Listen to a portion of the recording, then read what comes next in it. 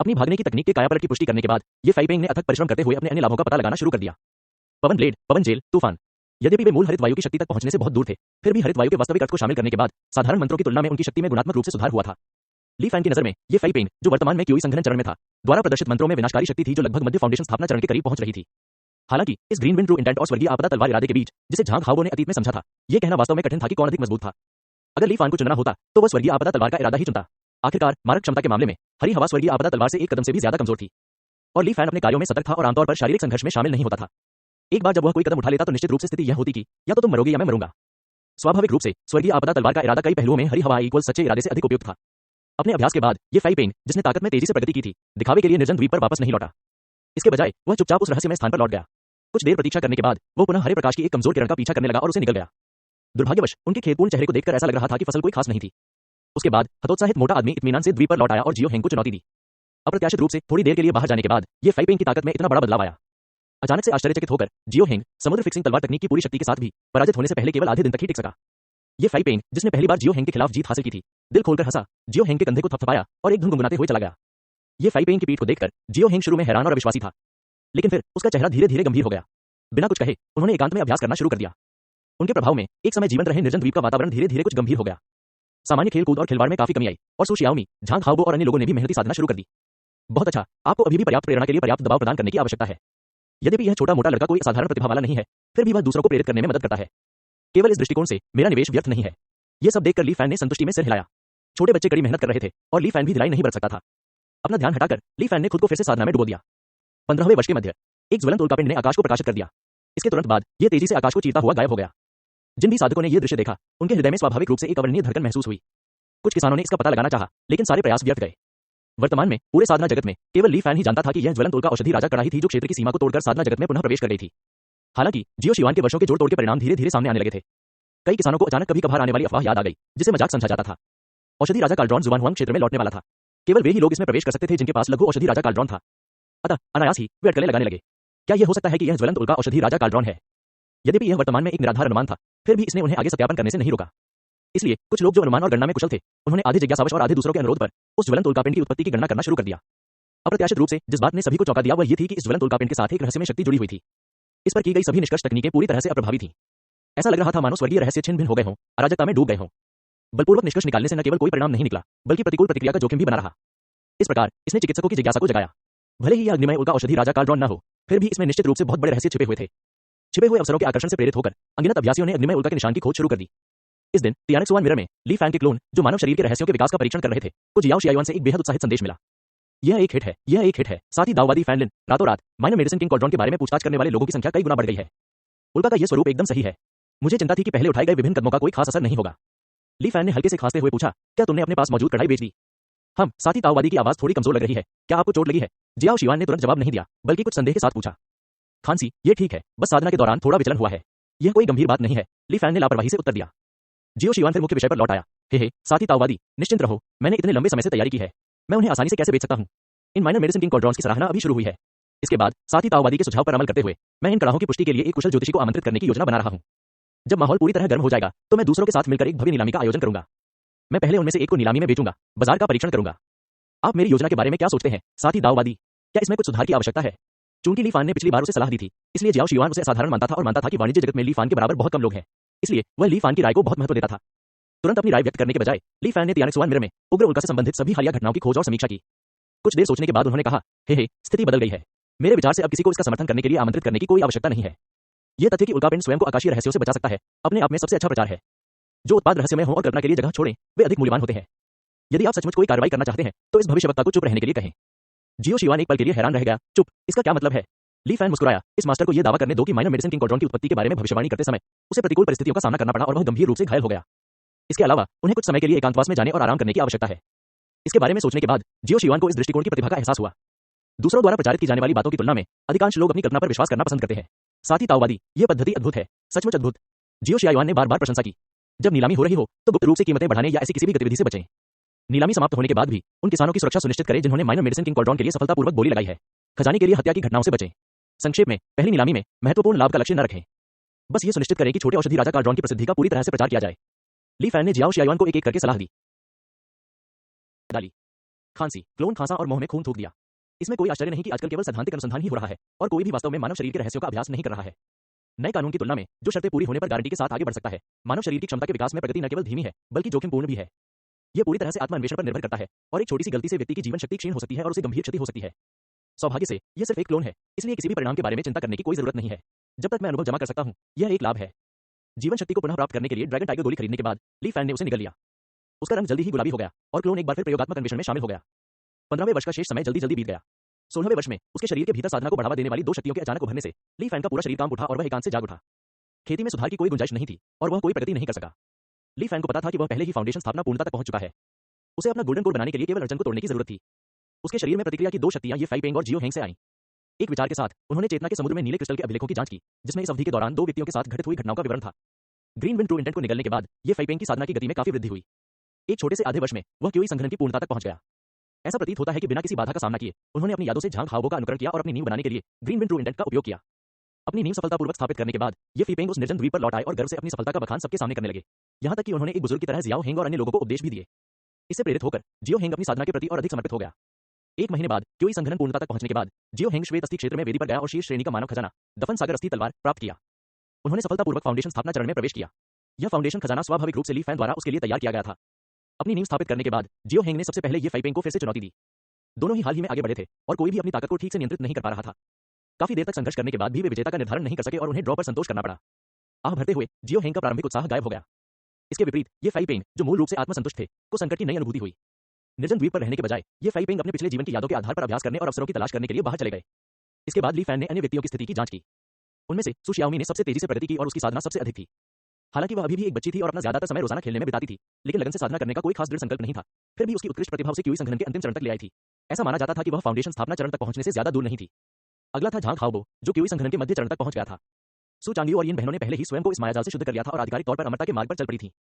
उनके शरीर से कभी कभी इसी प्रकार की प्रतिक्रिया की भावना उत्पन्न होने पर ली फैन एक मेहनती किसान की तरह प्रतीत होता था। ऐसा लग रहा था मानो वह हरी लीक को जमीन से बाहर निकलते हुए तेजी से बढ़ते हुए देख रहा हो, या मानो वह शरद ऋतु में सुनहरे गेहूं के खेत को देख रहा हो, जिसमें गेहूं की भारी बालियां डंठलों को झुका रही हों। फसल की खुशी उमड़ पड़ी। प्रसन्नता के बीच अचानक एक समझ पैदा हुई और उसके दिल में राहत की भावना पैदा हुई। कठिन अड़चन बिना किसी प्रयास के टूट गई। अब आगे कोई बाधा नहीं थी। यह एक सुगम मार्ग था।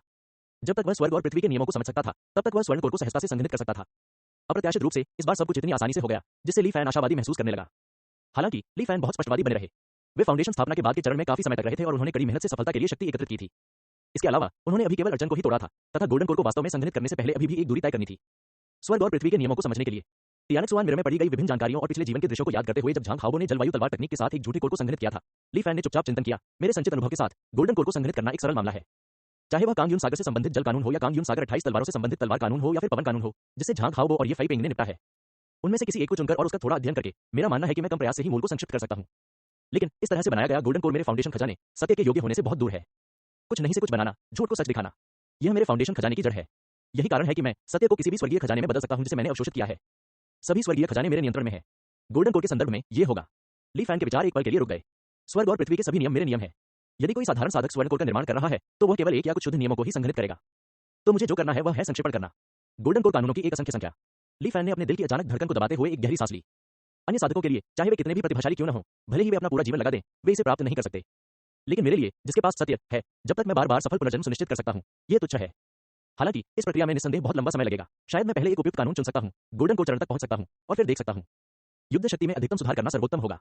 यदि किसी को सबसे शक्तिशाली मारक शक्ति के बारे में बात करनी हो, तो वह है साधना जगत में प्रवेश करने के बाद से प्राप्त सभी अनुभवों और ज्ञान से। स्वर्गीय आपदा तलवार और स्याही मौत सबसे भयानक थे। स्याही मृत्यु शुद्ध विनाश की एक शक्ति है जो सब कुछ नष्ट कर देती है। चेतना के सागर में नीले क्रिस्टल ने धीरे-धीरे प्रकाश उत्सर्जित किया, जो अतीत के उस दृश्य को स्पष्ट रूप से दोहरा रहा था जब इंक डेथ ने सब कुछ नष्ट कर दिया था। उस समय जिसने विश्व विनाश के इस दृश्य को देखा, वह केवल एक क्यूई संघनन क्लोन था। इसकी धारणा इस कानून के साथ गोल्डन कोर को संघनित करने में मेरा समर्थन करने के लिए पर्याप्त नहीं थी।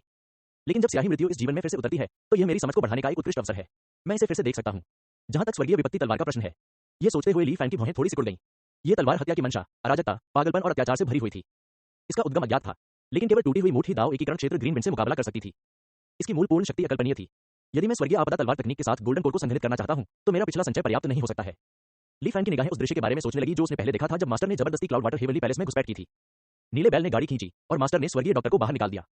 तभी स्वर्गीय महल में सभी विसंगतियां एक साथ भड़क उठीं। उनमें से एक कछुआ सांप राक्षस के शरीर में गहराई तक धंसा हुआ था। यह स्वर्गीय आपदा तलवार का शरीर था। बादल जल स्वर्गीय महल, कुलपति ताई। ली फैन ने एक पल के लिए सोचा और उसके दिमाग में एक योजना बन गई। वह निश्चित रूप से स्वर्गीय आपदा तलवार की शक्ति का व्यक्तिगत रूप से परीक्षण करने के लिए ताई हॉल में जाने के लिए अपने जीवन को जोखिम में नहीं डालेगा। हालांकि निराकार हत्या के इरादे के साथ उसे खतरे में पड़ने की जरूरत नहीं थी। अपने क्लोन का उपयोग करते हुए वह बाहर गया और कुछ व्यवस्थाएं की। इस बीच ली फैन का मुख्य दल चुपचाप क्लाउड वाटर हेवनली पैलेस के सामने पहुंच गया और मौके की प्रतीक्षा करने लगा। जल्द ही क्लाउड वाटर हेवनली पैलेस की खोज करने के लिए एक गाइड एक अज्ञात स्रोत से प्रकट हुआ और पूरे कांगयून सागर में फैल गया। प्रारंभ में साधकों को इस मार्गदर्शिका की विषय वस्तु पर संदेह था। हालांकि जब कुछ किसानों ने अपने जीवन के साथ प्रयोग किए और वास्तव में विरासत प्राप्त की तो मार्गदर्शिका की वैधता सत्यापित हो गई। विसंगति के नियमों में निपुणता प्राप्त करने का अर्थ था लगभग सभी हताहतों से बचना। इसलिए मेघ जल स्वर्गीय महल, जो हमेशा से ही साधकों को अन्वेषण के लिए आकर्षित करता था, और भी अधिक जीवंत हो गया। न केवल कुछ साहसी दुष्ट साधकों ने इसमें भाग लिया, बल्कि 10,000 अमर गठबंधन के सतत सदस्य भी महल को खाली करने का समाधान प्राप्त करने के बाद प्रलोभन का विरोध नहीं कर सके। वे अपना भाग्य तलाशते हुए बादल जल स्वर्गीय महल की ओर उमड़ पड़े।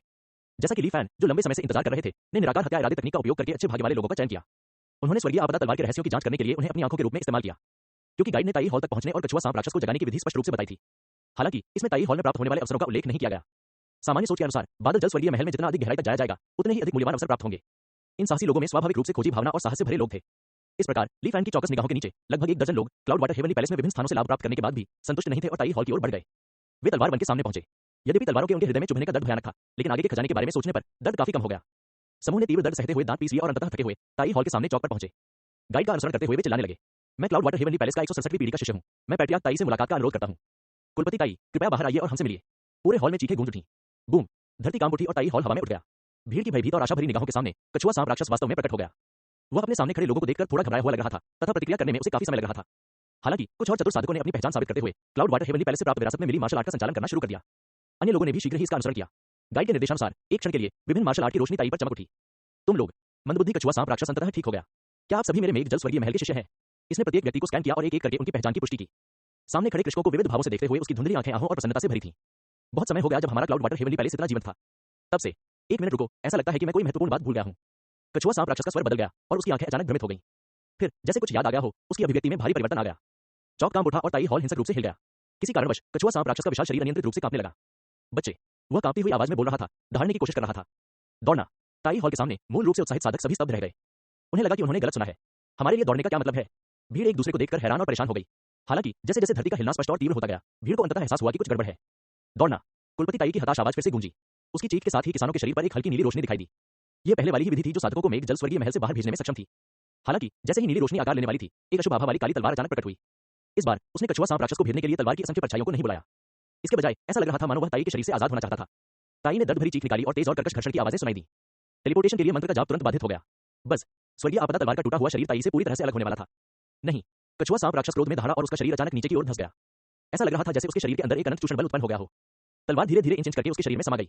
कुलपति ताई की इस कार्रवाई से स्वर्गीय आपदा तलवार क्रोधित हो गई। अनगिनत तलवारों की परछाइयां बारिश की तरह गिर रही थीं, जो निर्दयता से ताई के शरीर को छेद रही थीं। ताई दर्द से चिल्लाई लेकिन जाने से इंकार कर दिया। स्वर्गीय आपदा तलवार के मूल स्वरूप के उद्भव से लेकर स्वर्गीय आपदा तलवार के हमलों को रोकने के लिए कछुआ सांप द्वारा अपने शरीर को म्यान के रूप में उपयोग करने तक यह सब पलक झपकते ही घटित हो गया।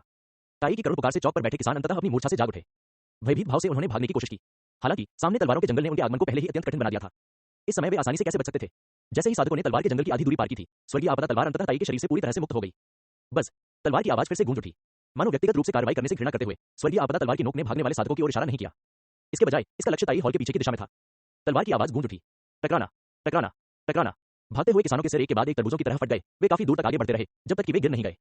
उसी समय ली फैन की नजर तुरंत ताई हॉल पर से हट गई। वह अन्य क्षेत्रों की खोज कर रहे साधकों के दृष्टिकोण को केवल स्पष्ट रूप से ही देख पा रहा था। जैसे ही काली स्वर्गीय आपदा तलवार भड़की, ताई हॉल के पीछे अचानक एक विशाल नीला हाथ प्रकट हुआ। उसने तलवार पकड़ ली और उसे बलपूर्वक कुलपति ताई के शरीर में घुसा दिया। कान फाड़ देने वाली घर्षण ध्वनि पूरे बादल जल स्वर्गीय महल में गूंज उठी। इस समय महल के अंदर खोज कर रहे सभी साधक कराह रहे थे तथा उन्हें अलग अलग स्तर की चोटें लग रही थीं। उन सभी के चेहरे पर भय का भाव था। चीखने की आवाज के साथ कुलपति ताई की अत्यंत दुखद चीख भी थी। हाँ नहीं, आवाज गड़गड़ाहट की तरह थी जो चारों ओर गूंज रही थी। ताई की दर्दनाक चीखें राहत की सांस की तरह लग रही थीं। कोई नाराजगी नहीं थी। जैसे ही स्वर्गीय आपदा तलवार ने नियंत्रण पुनः प्राप्त किया, असंख्य तलवार की परछाइयां धीरे धीरे गायब हो गईं। एक जोरदार गर्जना के साथ ताई हॉल नीचे उतर आया और पैट्रियार्क ताई एक बार फिर गहरी नींद में सो गए। सब कुछ शांत हो गया। हालांकि वह विशाल नीला हाथ धीरे धीरे स्वर्गीय आपदा तलवार की तरह काला हो गया। काले काले विशालकाय हाथ से एक अत्याचारी और उन्मादी इरादा निकल रहा था। यह पहले से दबाई गई स्वर्गीय आपदा तलवार के समान थी। हालांकि इससे पहले कि यह अशुभ विशाल हाथ कोई कार्रवाई कर पाता, एक विशाल नीली रोशनी अचानक ताई हॉल के पीछे से क्लाउड वाटर हेवनली पैलेस के भीतर चमक उठी। ऐसा प्रतीत हो रहा था जैसे आकाश में एक अंतहीन सागर तैर रहा हो। नीली रोशनी के प्रतिबिंब के तहत विशाल हाथ लगातार अंतहीन समुद्री पानी से धुलता हुआ प्रतीत हो रहा था। विशाल हाथ पर छाया अंधेरा धीरे धीरे गायब हो गया। यह अपने मूल रंग में वापस आ गया। नीली रोशनी अचानक गायब हो गई और बादल जल स्वर्गीय महल में फिर से सन्नाटा छा गया। इस घटना को देखने वाले कई किसानों का मानना था कि वहां कोई असाधारण खजाना प्रकट हुआ है। साहस जुटाकर वे सावधानी से यह देखने के लिए पास गए कि क्या हो रहा है। सबसे पहले उन्होंने जमीन पर बिखरी एक दर्जन सिरविहीन लाशें देखी। उनके हाव भाव में भारी परिवर्तन आ गया। पहले देखी गई उस विशाल तलवार को याद करके जिससे अशुभ काली आभा निकल रही थी, दर्शकों ने कोई अनावश्यक हरकत करने की हिम्मत नहीं की और जल्दी से पीछे हट गए। मेघ जल स्वर्गीय महल की गहराई में अचानक परिवर्तन और खतरे की खबर तेजी से कांगयुन सागर में फैल गई क्योंकि साधकों ने सूचनाओं का आदान प्रदान किया। ऐसा लगता है कि अगली बार लोगों को धोखा देकर स्वर्गीय आपदा तलवार को सक्रिय करना इतना आसान नहीं होगा। हालांकि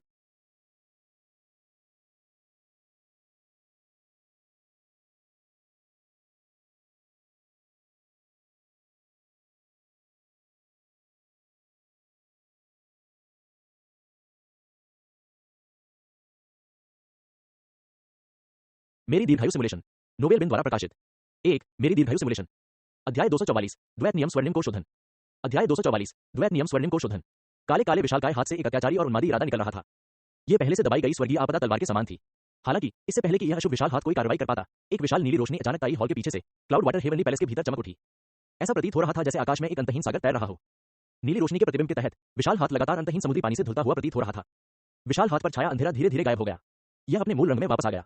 नीली रोशनी अचानक गायब हो गई और बादल जल स्वर्गीय महल में फिर से सन्नाटा छा गया। इस घटना को देखने वाले कई किसानों का मानना था कि वहां कोई असाधारण खजाना प्रकट हुआ है। साहस जुटाकर वे सावधानी से यह देखने के लिए पास गए कि क्या हो रहा है। सबसे पहले उन्होंने जमीन पर बिखरी एक दर्जन सिरविहीन लाशें देखी। उनके हाव भाव में भारी परिवर्तन आ गया। पहले देखी गई उस विशाल तलवार को याद करके जिससे अशुभ काली आभा निकल रही थी, दर्शकों ने कोई अनावश्यक हरकत करने की हिम्मत नहीं की और जल्दी से पीछे हट गए। मेघ जल स्वर्गीय महल की गहराई में अचानक परिवर्तन और खतरे की खबर तेजी से कांगयुन सागर में फैल गई क्योंकि साधकों ने सूचनाओं का आदान प्रदान किया। ऐसा लगता है कि अगली बार लोगों को धोखा देकर स्वर्गीय आपदा तलवार को सक्रिय करना इतना आसान नहीं होगा। हालांकि दिव्य परिवर्तन दाव के साथ इसे एक बार या कई बार देखने में कोई अंतर नहीं है। अपना लक्ष्य प्राप्त करने के बाद ली फैन चुपचाप 10,000 अमर द्वीप पर लौट आया। तियानेक्सुआन दर्पण में वह अपने मन में उस दृश्य को बार बार दोहराता रहा जब स्वर्गीय आपदा तलवार को म्यान से बाहर निकाला गया और 10 से अधिक साधकों के जीवन को नष्ट कर दिया गया। स्वर्ग और पृथ्वी के दर्शन से ली फैन ने देखा कि साधकों के चारों ओर की आध्यात्मिक ऊर्जा, जो आमतौर पर शांत रहती थी, तलवार की आवाज आते ही अस्त व्यस्त हो जाती थी। ऐसा प्रतीत हो रहा था मानो आध्यात्मिक ऊर्जा आपदारूपी लचीले तारों में बदल गई हो, जो प्रत्येक कंपन के साथ साधकों के सिरों को चीरती हुई निकल रही हो। विपत्ति। सैकड़ों बार इसे समझने के बाद ली फैन को धीरे धीरे कुछ अंतर्दृष्टि प्राप्त हुई। दृश्य बदल गया और ली फैन ने अपना ध्यान उसके बाद घटित हुई घटना पर केंद्रित किया। नीले प्रकाश की अनंत मात्रा आकाश में फैल गई जिससे एक उल्टा महासागर बन गया। राजसी और शानदार, ली फैन ने ध्यानपूर्वक समझा। यह नीली ऊर्जा मुझे बहुत परिचित एहसास देती है। यह कांगयुन सागर से बहुत मिलता जुलता लगता है, लेकिन किसी कारण से इस नीली रोशनी द्वारा प्रदर्शित महासागर का चित्रण कांगयुन सागर की तुलना में कहीं अधिक विस्तृत प्रतीत होता है। हाँ नहीं, एक मूल रूप से ली फैन ने पहले गोल्डन कोर को संघनित करने के लिए स्वर्गीय आपदा और स्याही मृत्यु के नियमों का उपयोग करने की योजना बनाई थी। हालांकि अप्रत्याशित रूप से हानहई की नीली रोशनी देखने के बाद ली फैन हिचकिचा गया। ऐसा प्रतीत होता है कि हानहई की यह नीली रोशनी का स्रोत कांगयुन सागर ही है। चूंकि ली फैन कांगयुन सागर से बेहद परिचित थे और उन्होंने व्यक्तिगत रूप से अपनी नींव बनाने के लिए कैंघाई पल का उपयोग किया था, इसलिए गोल्डन कोर को संघनित करने के लिए हानहई कानून का उपयोग करने से स्पष्ट रूप से अधिक लाभ होगा। उस दृश्य से जहां स्वर्गीय आपदा ने नीली रोशनी को संक्रमित और रूपांतरित किया, यह अनुमान लगाया जा सकता है कि स्वर्गीय आपदा कानून का मन पर कुछ प्रभाव हो सकता है जिससे हिंसक हत्या के इरादे को दबाना मुश्किल हो जाता है। और हानहई की नीली रोशनी एक बफर के रूप में काम कर सकती है। स्याही मृत्यु कानून के साथ यदि हनहाई कानून अपर्याप्त हो जाता है तो इसे नीला ज्वाला कानून के साथ पूरक किया जा सकता है। एकल चतुर्गुणित स्वर्ण कोर में संघनित होना। मूल योजना को ध्यान में रखते हुए ली फैन ने अस्थायी रूप से अन्य मामलों को अलग रखा और खुद को बंद दरवाजे की साधना में डुबो दिया। गोल्डन कोर को संघनित करने की अवधि व्यक्तिगत योग्यता और विकसित किए गए विभिन्न नियमों के आधार पर भिन्न होती थी। इससे पहले कांगयुन सागर की इच्छा के समर्थन से झांग हाओबो को जल और वायु कानूनों का उपयोग करके एक मिथ्या कोर को संघनित करने में सिर्फ 1 महीने से अधिक समय लगा था। हालांकि अगर यह ली फैन होता तो यह इतना आसान नहीं होता। उनका फाउंडेशन खजाना चुपचाप कैंघाई मोती में परिवर्तित हो गया। जल गुण नियम की शक्ति का प्रतिनिधित्व करने वाले नीले प्रकाश के धागे कैंघाई मोती से निकले। रेशम के कीड़ों के रेशम की तरह यह कैंघाई मोती के चारों ओर बुना गया और उसे घेर लिया। ली फैन ने हानहई की कार्रवाई के दृश्य की कल्पना की। उन्होंने इसमें अपनी कानून की समझ को भी शामिल कर लिया। कैंघाई पल से निकलती नीली रोशनी में एक क्षण में परिवर्तन आ गया। यह अधिक गहरा और प्राचीन हो गया। चूंकि कैंघाई पल और हानहई कानून में कई समानताएं थीं, इसलिए यह प्रक्रिया ली फैन के अनुमान से कहीं अधिक तेज थी। धीरे धीरे कैंघाई पल के चारों ओर एक गहरे नीले रंग का प्रभामंडल छा गया। एक बहुत ही अल्पविकसित गोल्डन कोर का निर्माण हुआ। अगर मैं इसी तरह जारी रखूंगा तो हानहई कानून का उपयोग करके एक शुद्ध गोल्डन कोर तुरंत संघनित हो सकता है। हालांकि यह मेरा लक्ष्य नहीं है। इसके बाद स्वर्गीय आपदा कानून जोड़ें। ली फैन की चेतना के सागर में वह क्षण बार बार घूम रहा था जब स्वर्गीय आपदा तलवार को बाहर निकाला गया था। फाउंडेशन ट्रेजर के केंद्र से अचानक अंधेरे की किरणें फूट पड़ी, मानो नीली रोशनी में स्याही बह रही हो। लेकिन जिस बात ने ली फैन को थोड़ा परेशान किया वह ये थी कि स्वर्गीय आपदा कानून का प्रतिनिधित्व करने वाला काला रंग लंबे समय तक नहीं दिखता था। वह क्षण भर के लिए नीली रोशनी में बना रहा और फिर बिना किसी निशान के गायब हो गया। ली फैन, जिसने कई साधकों के अनुभव पढ़े थे जिन्होंने एक कोर का गठन किया था, उसे तुरंत समझा गया। ऐसा इसलिए था क्योंकि ली फैन के शरीर में स्वर्गीय आपदा कानून का कोई स्रोत नहीं था। यह केवल थोड़े समय के लिए ही प्रकट हो सकता है, जैसे बिना स्रोत वाला पानी जो टिक नहीं सकता। हानहई कानून का स्वाभाविक रूप से कैंघाई मोती में अंतहीन स्रोत था। यही कारण था कि साधक प्रायः कोर का निर्माण करते समय एक साथ कई नियमों में निपुणता प्राप्त नहीं कर पाते थे। बिना अपने मूल कोश के अनेक नियमों के साथ एक कोर को संघनित करना आसान नहीं था। ली फैन ने लंबे समय तक कोशिश की, लेकिन स्वर्गीय आपदा कानून को संघनित करने की गति हमेशा इसके क्षय की तुलना में धीमी थी।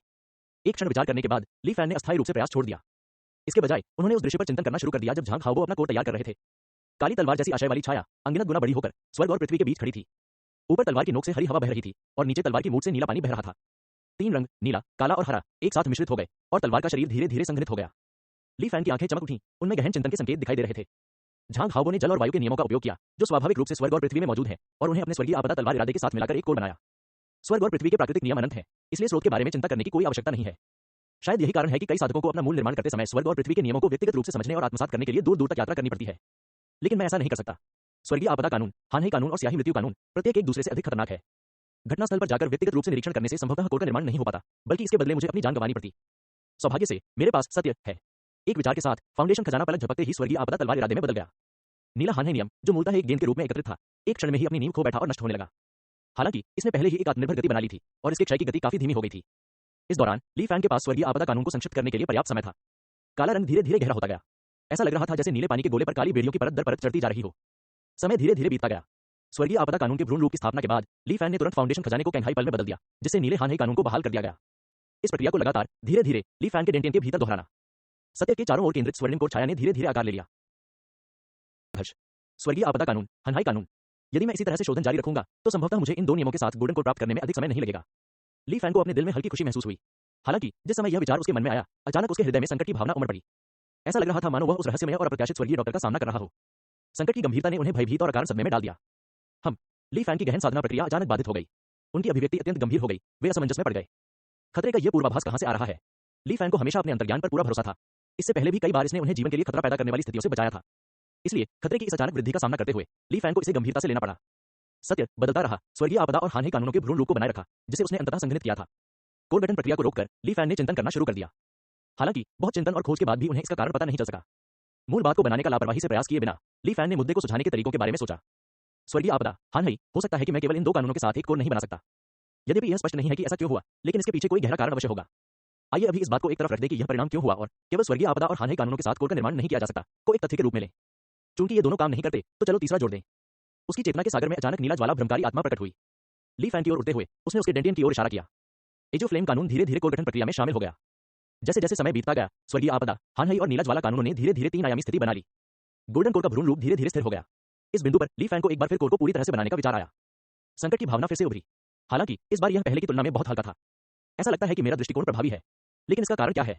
क्या ऐसा इसलिए है क्योंकि स्वर्गीय आपदा और हानहे कानून खतरनाक हैं और उन्हें कमजोर करने की आवश्यकता है? ये याद करते हुए कि कैसे स्वर्गीय आपदा हरी हवा और हानहे की विशिष्टताओं द्वारा फंस गई थी, ली फैन केवल ऐसा अनुमान लगा सकता था। यदि मेरी अटकलें सही हैं, तो जब तक मैं कोड निर्माण प्रक्रिया के दौरान अन्य कानून जोड़ता हूं, तब तक यह ठीक रहेगा। मेरी वर्तमान क्षमता के साथ चार कानूनों का एक साथ निर्माण बनाए रखना पहले से ही सीमा है। एक कानून के लिए शेष विकल्प में शामिल है हरी हवा, लाल ज्वाला। ली फैन ने मन ही मन अपना सिर हिलाया। इन दोनों में से एक जेलर था और दूसरा जल्लाद। ताकत और पद के संदर्भ में ली फैन को लगा कि वे स्वर्गीय आपदा और हानहे कानूनों के समान स्तर पर नहीं थे। जहां तक नीला ज्वाला का प्रश्न है, यद्यपि यह थोड़ा कमजोर प्रतीत होता था, लेकिन पूर्ण तर्कसंगतता बनाए रखने की इसकी क्षमता ही वह कारण था जिसके कारण ली फैन ने इसे प्राथमिकता दी। 16 साल पहले ही बीत चुके हैं। इस जीवन में क्रिम्सन फ्लेम और इंक डेथ द्वारा 28वें वर्ष तक सब कुछ नष्ट कर देने की संभावना है। मेरे पास अभी भी 12 साल है, इसलिए मैं अपना समय ले सकता हूं। ली फैन ने विचार किया, आगे बढ़ने के प्रलोभन का विरोध किया तथा अस्थायी रूप से कोड बनाने का काम छोड़ दिया। उनके दांतियन में बड़ी कठिनाई से संघनित किए गए कानूनों की शक्ति धीरे धीरे समाप्त हो गई। हालांकि ली फैन को कोई पछतावा नहीं था। इंक डेथ के विनाश की भयानक शक्ति ऐसी थी जिसका कोई भी साधक विरोध नहीं कर सकता था। भले ही यह गोल्डन को स्तर पर एक कमजोर संस्करण था, फिर भी यह भयानक होना चाहिए। इसके लिए 12 साल तक इंतजार करना पूरी तरह से सार्थक था। जिस दिन इंक डेथ कांगयून सागर का विनाश कर देगी, उसी दिन मैं गोल्डन कोड प्राप्त करूंगा। हालांकि इस दौरान मेरी साधना आगे नहीं बढ़ सकती। पर्वत ध्यान तकनीक की प्रतिक्रिया साधना व्यर्थ हो जाएगी। सु शियाओमी, झांग हाओबो और अन्य लोगों का फाउंडेशन स्थापना चरण तक पहुंचना मूलतः एक निश्चित बात है। इसके बाद अगर यह फाइपेंग दाओ एकीकरण तक पहुंचता है तो उससे भारी मात्रा में फीडबैक मिल सकता है। ली फैन को अचानक दर्द का एहसास हुआ, मानो उसकी आंखों के सामने अनगिनत अनाज बर्बाद हो रहे हों। मुझे इस अतिरिक्त खेती को बचाने का कोई रास्ता निकालना होगा। जैसे ही वह तियानक सुवान दर्पण में समाधान खोजने वाला था, अचानक एक गंभीर संदेश प्रकट हुआ। इस क्षण से 10,000 अमर गठबंधन स्तर बी की तैयारी में प्रवेश करता है। सभी प्रांत संरक्षक सरणियों को सक्रिय किया जाना है। सभी किसानों को प्रांतों के बीच आवागमन पर प्रतिबंध है। सभी संस्थागत सदस्यों को यथाशीघ्र प्रांत की राजधानी में लौटना होगा और आगे के निर्देशों की प्रतीक्षा करनी होगी। विदेशी किसानों का पता चलने पर उन्हें मौके पर ही मार दिया जाए। ली फैन की आंखें फड़क उठीं और वह अचानक खड़ा हो गया। क्या चल रहा है? हम अचानक तैयारी की स्थिति में क्यों आ गए? स्तर बी, क्या 5 बुजुर्ग एसोसिएशन के साथ संघर्ष पहले ही शुरू हो चुका है? एक पल में ली फैन के दिमाग में कई विचार कौंध गए। यह अचानक घटित घटना उसकी उम्मीदों से बिल्कुल परे थी। उन्हें नहीं पता था कि क्या गलत हुआ, जिसके कारण एक बड़ी घटना घटित हुई जो पहले कभी नहीं हुई थी। इन विचलित करने वाले विचारों को तुरंत दबाते हुए ली फैन ने अपने दोस्तों से पूछताछ शुरू कर दी। वर्तमान में उनके मित्र बहुत व्यापक थे तथा उनका नेटवर्क भी काफी विस्तृत था। एक एक करके उन्होंने पूछताछ भेजी। इस तारे के साथ क्या हो रहा है? 10,000 अमर संचार ताबीज के अंदर कई साधकों की पहचान को दर्शाने वाले तारों के बीच एक तारा, हालांकि चमकीला था, लेकिन एक उजाड़ ग्रे रंग दिखा रहा था। इससे यह संकेत मिलता है कि इस तारे द्वारा दर्शाया गया साधक गिर गया था। ली फैन ने इस तारे पर क्लिक किया और पतित साधक की पहचान तुरंत उसके दिमाग में आ गई। कांगयून सागर, मेडिसिन हॉल के चेन यंग। ली फैन हैरान रह गया। उसे एक नवजात आत्मा साधक इतनी आसानी से कैसे गिर सकता है? इसके अलावा क्या वह उन 5 तत्व उपविश्वों में नहीं गया था? एक मिनट रुको, क्या यह हो सकता है कि यह लड़ाई उन 5 तत्व उपविश्वों से संबंधित हो? एक पल में ली फैन को कुछ सूझा। 12वें जीवन में 16वें वर्ष में 10,000 अमर गठबंधन ने लकड़ी विशेषता उपविश्व के पास 4 छिपे हुए उपविश्वों की खोज की। ये 5 उपविश्व सोने, लकड़ी, पानी, आग और पृथ्वी के गुणों से संबंधित थे और एक एकीकृत संरचना में व्यवस्थित थे। इन 5 तत्वीय उपविश्वों की खोज ने 5 बुजुर्ग संघ की लालची निगाहों को आकर्षित किया। एक बड़े पैमाने पर लड़ाई छिड़ गई, जिसके परिणाम स्वरूप 10,000 अमर गठबंधन से एक आत्मा परिवर्तन शक्ति का पतन हो गया। 5 बुजुर्गों के हताहत होने की जानकारी नहीं है, लेकिन उन्हें सफलतापूर्वक खदेड़ दिया गया। अगर मेरा अनुमान सही है, पलक झपकते ही ली फैन को घटना का कारण समझ आ गया। 12वें जीवन में 5 बुजुर्ग संघ को केवल इतना पता था कि 10,000 अमर गठबंधन ने 5 तत्वों के अनुरूप उपविश्वों की खोज की थी। हो सकता है कि उन्हें उन उपविश्वों के अंदर की विशिष्ट स्थिति के बारे में स्पष्ट जानकारी न हो। इसलिए प्रवेश करने का प्रयास करने पर असफल होने पर उन्होंने हार मान ली और पीछे हट गए। हालांकि इस जीवन में आत्माधुंध घास के कारण हुई गड़बड़ी के कारण स्थिति और बाजार को स्थिर करने के लिए तियानक सुआन मिरा को हस्तक्षेप करना पड़ा। यद्यपि इसने एक ही शब्द से तूफान को शांत कर दिया, लेकिन इसने अनजाने में लकड़ी के गुण वाले उपविश्व की स्थिति को उजागर कर दिया। इस उपविश्व का पैमाना अत्यंत विशाल है, जिसमें अत्यंत उच्च लकड़ी गुण आध्यात्मिक ऊर्जा तथा आध्यात्मिक पौधों और जड़ी बूटियों की अत्यंत समृद्ध विविधता है। उस समय तियानक सुआन मिरा के शब्दों को याद करते हुए ली फैन का चेहरा नाटकीय रूप से बदल गया। चरम शब्द के लगातार 3 प्रयोग इस उपविश्व के असाधारण मूल्य को पूरी तरह से चित्रित करते हैं। यहां तक कि 5 तत्वों वाले उपविश्वों में से एक का भी इतना उल्लेखनीय मूल्य था। यह कल्पना से परे था कि अन्य 4 तात्विक उपविश्वों में क्या खजाने मौजूद हो सकते हैं। मुख्य बिंदुओं को समझकर ली फैन स्वयं को प्रबुद्ध महसूस करने से नहीं रोक सकी। इसमें कोई आश्चर्य नहीं कि हम अचानक तैयारी की स्थिति में आ गए। 5 बुजुर्ग एसोसिएशन को निर्णायक कार्रवाई करनी चाहिए।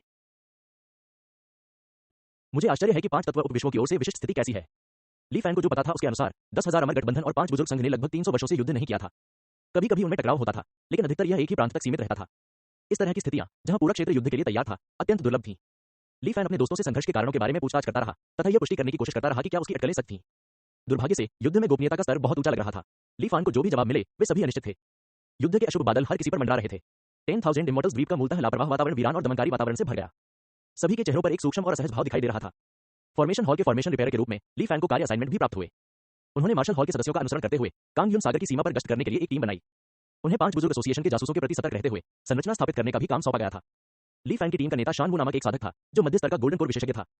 टीम में हुआन सुई और कई अन्य फाउंडेशन स्थापना साधक भी थे, जिनसे ली फैन पहले पशु उन्मूलन कार्य के दौरान मिल चुके थे। ली फैन की गश्ती टीम अकेली नहीं थी। 10,000 अमर द्वीप की लगभग सभी गतिशील सेनाओं को कार्रवाई में लगा दिया गया, जो इस युद्ध से जुड़े महत्व को दर्शाता है। जहां तक जियांग झेंगजी और डू शिंगचांग का सवाल है, उन्हें कथित तौर पर मुख्यालय द्वारा बुलाया गया था और वे अग्रिम मोर्चे पर चले गए थे। जब जियांग झेंगजी और डू शिंगचांग एक हो जाते हैं, तो वे अपनी अंतिम तकनीक क्रिस्टल वर्ल्ड का उपयोग कर सकते हैं और एक साधारण नवजात आत्मा साधक के बराबर हो सकते हैं। और ऐसा लगता है कि झांग झिलियांग को भी अग्रिम मोर्चे पर बुलाया गया है।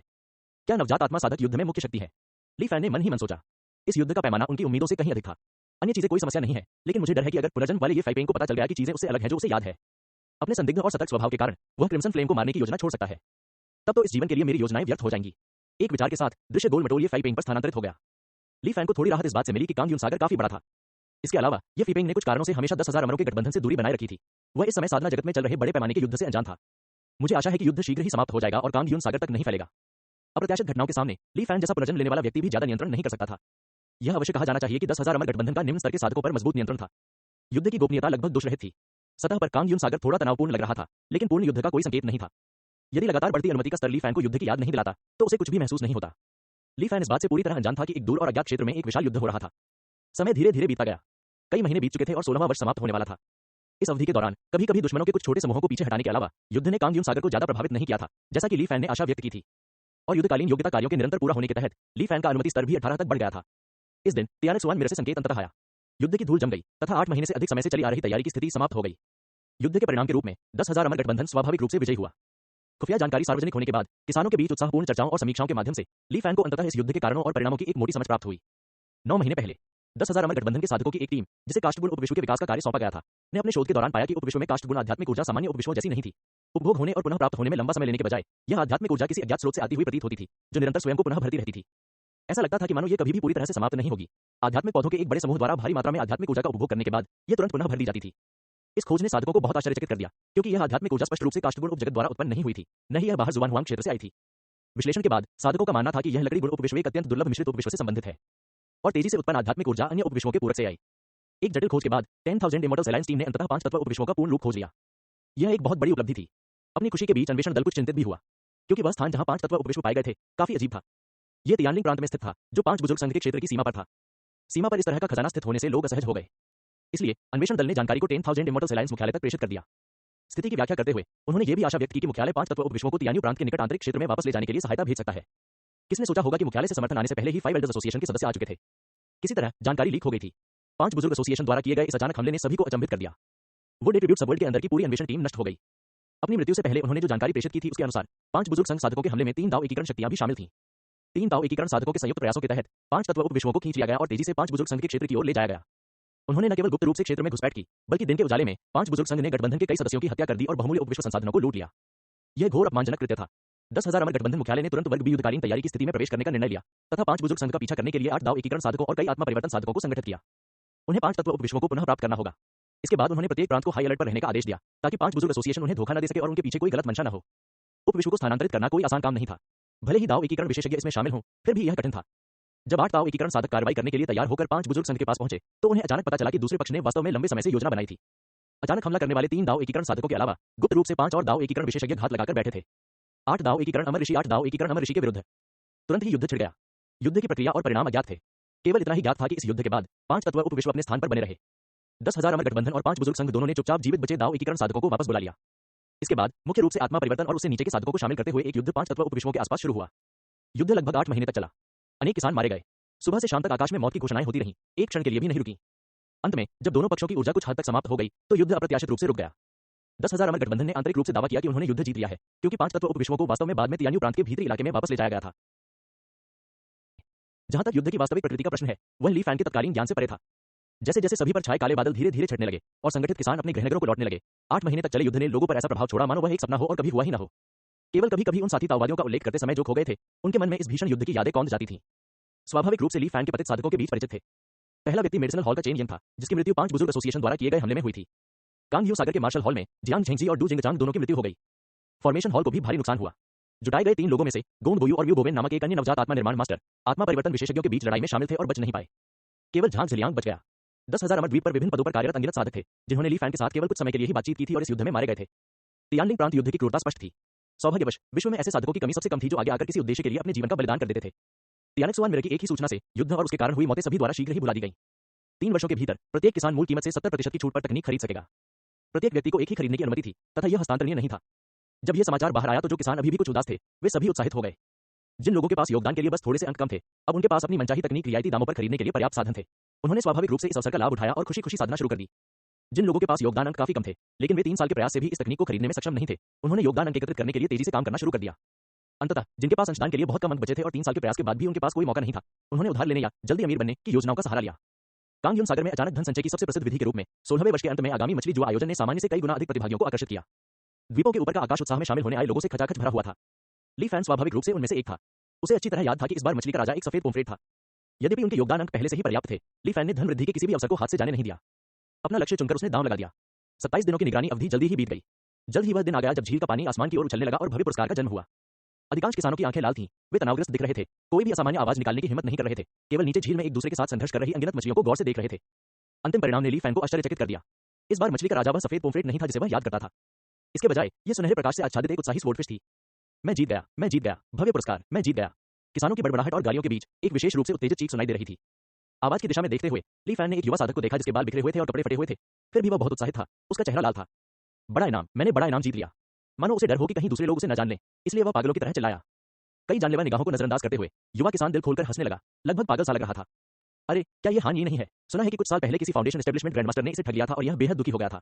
अप्रत्याशित रूप से आज किस्मत ने इसका साथ दिया और इसे जैकपॉट मिल गया। यह कैसी कुत्ते जैसी किस्मत है। मुझे ऐसा मौका क्यों नहीं मिलता? मैंने तो बस वे सारे कुछ 100 अंक गवा दिए जो मैंने बड़ी मेहनत से जमा किए थे। इस बार इतने सारे लोग हैं और जैकपॉट ऐसा है कि विजेता सब कुछ ले जाता है। साल का अंत आ गया है और वे हमेशा की तरह मिलने वाली इनामी राशि को खाली करने जा रहे हैं। अरे अंतिम पुरस्कार कम से कम 10 लाख योगदान अंक या उससे अधिक होने का अनुमान है। एक मोटे अनुमान के बाद हान यी की ओर साधकों की निगाहें बदल गईं। जैकपॉट जीतने के कारण हान यी, जो खुद को कुछ हद तक भूल गया था, ने अंततः उस पर बढ़ती आंखों के बीच कुछ नोटिस किया। कई लोगों की जांच पड़ताल के कारण उसकी अभिव्यक्ति में घबराहट बढ़ती गई। सौभाग्य से मछली जुए के नियम अभी भी लागू थे और विजेता की सुरक्षा जनता की नजर में सुनिश्चित थी। अन्यथा यदि मछली पकड़ना और जैकपॉट जीतना इतना आसान होता तो मछली जुए में भाग लेने वाले किसानों की संख्या निश्चित रूप से समय के साथ कम हो जाती। क्या इस अवसर का लाभ उठाकर इस आयोजन को व्यापक रूप से प्रचारित करना बेहतर होगा ताकि भविष्य में और अधिक साधक इसमें शामिल हो सकें? एक निराश्रित फाउंडेशन स्थापना साधक जिसके पास कोई रास्ता नहीं था, ने हताश होकर जुआ खेला और उसका भाग्य पूरी तरह बदल गया। उसके बाद से वे जीवन के शिखर पर पहुंचेंगे जिसमें नवजात आत्मा और यहां तक कि आत्मा परिवर्तन भी दृष्टिगोचर होगा। इस जीवंत उदाहरण से अधिक आकर्षक विज्ञापन नारा क्या हो सकता है? मछली जुआ आयोजकों की नजरों के बीच हान यी को जल्द ही भीड़ के केंद्र में लाया गया। कुछ गणनाओं के बाद आयोजकों ने तुरंत हान यी को 1.56 मिलियन योगदान अंकों का विशाल इनाम हस्तांतरित कर दिया। इनाम प्राप्त करने पर हान यी की अभिव्यक्ति ने उसकी उत्तेजना खो दी और इसके बजाय वह भ्रमित हो गया, जैसे कि वह विश्वास नहीं कर पा रहा था कि यह सब वास्तविक था। उसके चेहरे पर अभी भी कुछ खालीपन था और उन दर्शक साधकों की आंखों से बहता लालच और भी भयावह होता गया। इस भाग्यशाली विजेता की सुरक्षा सुनिश्चित करने के लिए मछली जुआ आयोजकों ने व्यक्तिगत रूप से हान यी को 10,000 अमर द्वीप पर वापस ले जाने का फैसला किया। वे किसान जो हान यी के हाथों अपना सारा धन गंवा चुके थे, अनिच्छा से उनके पीछे चले गए। जल्द ही भीड़ के संरक्षण में हान यी उस क्षेत्र से बाहर चला गया। केवल स्वॉर्डफिश ही बची थी जो अभी भी चुपचाप अन्य प्रतिस्पर्धी मछलियों की आध्यात्मिक ऊर्जा को पचा रही थी। साथ ही ली फैन भी। स्वॉर्डफिश की आभा को लगातार मजबूत होते देख ली फैन गहरी सोच में डूब जाने से खुद को नहीं रोक सका। इस जीवन का परिणाम मेरे अनुभव से अलग क्यों है? चर कहां था? ली फैन, जिन्होंने भव्य पुरस्कार खो दिया था, को ज्यादा परेशानी महसूस नहीं हुई। मछली जुए के अलावा उनके पास बड़ी संख्या में योगदान अंक अर्जित करने के कई अन्य तरीके भी थे। अलग परिणाम के पीछे का कारण ही वह था जिसमें उसे सचमुच दिलचस्पी थी।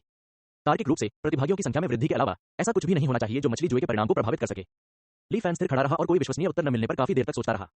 उन्होंने गुप्त तकनीक दिव्य परिवर्तन दाव का उपयोग करने का निर्णय लिया तथा लगातार अपने मन में मछली जुआ के दृश्य को दोहराते रहे। धीरे धीरे ली फैन ने कुछ देखा। ली फैन ने जो कोई प्रमुख चर नहीं के रूप में सोचा था, वह एक साधक के दृष्टिकोण से था। लेकिन मछली जुए में भाग लेने वाली अनगिनत मछलियों के दृष्टिकोण से चर हर जगह थे। संभवतः यह जल प्रवाह में परिवर्तन किसी किसान द्वारा लापरवाही से फेंकी गई किसी वस्तु के कारण हुआ था, या यह एक मछली हो सकती है जिसका प्रक्षेप पथ किसी साधक की आभा से भयभीत होने के कारण बदल गया हो। क्योंकि मछलियां बहुत कमजोर थीं और किसान बहुत शक्तिशाली थे। जो लोग कमजोर थे वे केवल शक्तिशाली लोगों की लहरों द्वारा खींचे जा सकते थे और उनकी हर छोटी बड़ी कार्रवाई की दया पर निर्भर हो सकते थे। ली फैन को कुछ अंतर्दृष्टि प्राप्त हुई। ली फैन, जिसे वह जवाब मिल गया था जो वह चाहता था, तुरंत वहां से नहीं गया। इसके बजाय उन्होंने स्वॉर्डफिश के रूपांतरण के पूरा होने का इंतजार किया। लंबे समय के बाद स्वॉर्डफिश, जिसका शरीर बहुत अधिक मजबूत हो गया था, ने अंततः अपने परिजनों का सार पूरी तरह से अवशोषित कर लिया। संतुष्ट होकर उसने अपना शरीर झटक दिया और वापस समुद्र में तैर गया। हालांकि वह समुद्र की गहराई से उभरती हुई चुपचाप पास आती हुई 5 काली आकृतियों को देखने में पूरी तरह से विफल रहा। अचानक से आश्चर्यचकित होकर स्वॉर्डफिश पूर्ववर्ती मछली राजाओं के घेरे में आ गई। 5 बदसूरत और क्रूर दिखने वाली मछलियां, जिनमें से प्रत्येक की ताकत स्वॉर्डफिश से भी अधिक थी, ने उस पर लगातार हमले शुरू कर दिए। इनमें से प्रत्येक मछली राजा स्वॉर्डफिश से अधिक शक्तिशाली था। उनकी सुव्यवस्थित घेराबंदी के तहत स्वॉर्डफिश ने स्वयं को शीघ्र ही एक निराशाजनक स्थिति में पाया। खून बहने लगा और वह मरने के कगार पर पहुंच गया। उसी समय समुद्र के ऊपर ली फैन ने सार का एक द्रव्यमान हवा में भेजा। यह मांस और रक्त का शुद्धतम सार था। यह इस अवधि के दौरान मानव शरीर की छिपी क्षमता पर लिन फैन के निरंतर शोध का परिणाम था। एक पूर्ण अवस्था आधार स्थापना साधक के शरीर से निकाले गए सत्व में निहित शक्ति अविश्वसनीय रूप से शक्तिशाली थी। स्वॉर्डफिश के लिए यह उसके सभी रिश्तेदारों को निगलने से भी अधिक पौष्टिक था। क्षण भर में ही उसके शरीर के घाव स्पष्ट रूप से भर गए। इसके अलावा इसके शरीर का आकार भी अपने पिछले दिनों की तुलना में बड़ा था। इस अप्रत्याशित दृश्य को देखकर कई हमलावर मछली राजा अचंभित रह गए। उनके हमले अनायास ही रुक गए। इस अवसर का लाभ उठाते हुए स्वॉर्डफिश, जो रक्षात्मक मुद्रा में थी, ने निर्णायक रूप से जवाबी हमला किया। अपने भयंकर शरीर और अत्यधिक बल के साथ वह निर्दयतापूर्वक सबसे क्रूर मत्स्य राजा की ओर टूट पड़ा। यह बिजली की तरह तेज था और व्यवहारिक रूप से अजेय था। उसके सुनहरे भाले ने मछली राजा के पेट को छेद दिया, जिससे उसका शरीर फट गया। गहरे लाल रंग का खून धीरे धीरे पानी की सतह पर आने लगा। एक क्षण में ही मछली राजा का अंत हो गया।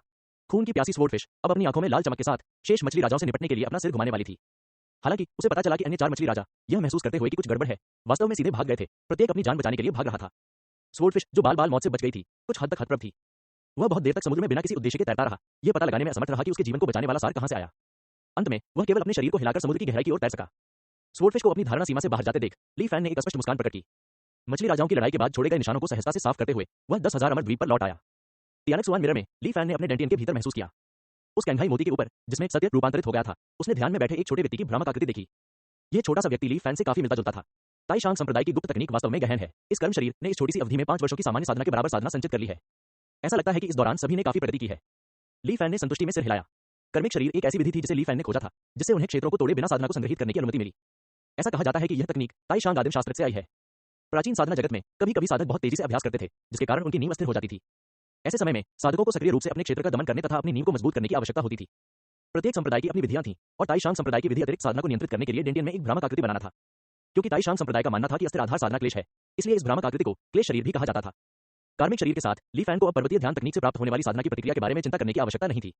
हालांकि गुप्त तकनीक में यह स्पष्ट नहीं किया गया था कि कर्म शरीर की साधना की कोई सीमा है या नहीं। इसलिए ली फैन को इसका पता लगाने के लिए व्यक्तिगत रूप से अभ्यास करने की आवश्यकता थी। कर्म शरीर के साथ साधना को संचित करने की यह विधि झांग कियानमो के शरीर के अंदर के बैंगनी कोट के समान प्रतीत होती है। शायद झांग कियानमो ने अपनी साधना को दबाने के लिए इसी पर भरोसा किया था। ऐसा सोचते हुए ली फैन ने बैठे हुए दाव पर चर्चा पुस्तक खोली। झांग कियानमो का रिकॉर्ड पहले ही 186 जीत और 78 ड्रॉ तक पहुंच चुका था। फिर भी अभी तक कोई विजेता सामने नहीं आया था। इससे ली फैन कुछ हद तक असहाय हो गया। जहां तक पहले आत्मविश्वास से भरे मैं अजय हूं का सवाल है, जिसने झांग कियानमो को हराने का तरीका खोजने का दावा किया था, वह हवा में गायब हो गया और फिर कभी प्रकट नहीं हुआ। शायद उनकी विधि अभी तैयार नहीं है। ली फैन ने स्थिति को आशावादी रूप से देखने की कोशिश करते हुए अनुमान लगाया। एक सहज नजर से ली फैन जाने ही वाला था कि एक शीर्षक ने उसका ध्यान आकर्षित कर लिया। दाव एकीकरण के विरुद्ध दाव एकीकरण, तियानलिंग प्रांत युद्ध समीक्षा। उत्सुकतावश ली फैन उस पर क्लिक करने से खुद को रोक नहीं सके। इस युद्ध में हुई विशिष्ट हताहतों की संख्या का खुलासा दोनों पक्षों द्वारा नहीं किया गया है। हालांकि युद्ध में भाग लेने वाले 16 दाव एकीकरण विशेषज्ञों की पहचान के आधार पर हजारों सिमुलेशन के बाद निष्कर्ष निकालना मुश्किल नहीं है। 10,000 अमर गठबंधन के इस युद्ध में हारने की संभावना 85% से अधिक है। जब तक कि आत्मा परिवर्तन विशेषज्ञों के बीच एक दाव एकीकरण साधक के बराबर एक अद्वितीय शक्ति नहीं है। ली फैन पढ़ने में तल्लीन थे जब उन्हें अचानक पता चला कि यह जानकारी गायब हो गई है। इतनी जल्दी हटा दिया गया। क्या इसका मतलब यह है कि 10,000 अमर गठबंधन की खोज टीम में वास्तव में दाव एकीकरण साधकों के बराबर बल है? दिलचस्प। ली फैन ने चुपचाप सोचा। अमर साधना के मार्ग में जितनी अधिक उन्नति होगी, प्रत्येक स्तर के बीच का अंतर भी उतना ही अधिक होगा। क्यूई कंडेंसेशन फाउंडेशन एस्टेब्लिशमेंट को मार देता है, फाउंडेशन एस्टेब्लिशमेंट गोल्डन कोर का वध कर देता है, और गोल्डन कोर नेसेंट सोल का सिर काट देता है। शायद असाधारण प्रतिभावान लोग अपनी प्रतिभा और जादुई शक्तियों के माध्यम से इसे हासिल कर सकते हैं, लेकिन नवजात आत्मा के लिए आत्मा परिवर्तन को मारना या आत्मा परिवर्तन के लिए दाव एकीकरण का सिर काटना लगभग असंभव कार्य था। बेशक झांग हाओबो जैसे प्यादों की स्थिति चर्चा के दायरे में नहीं थी।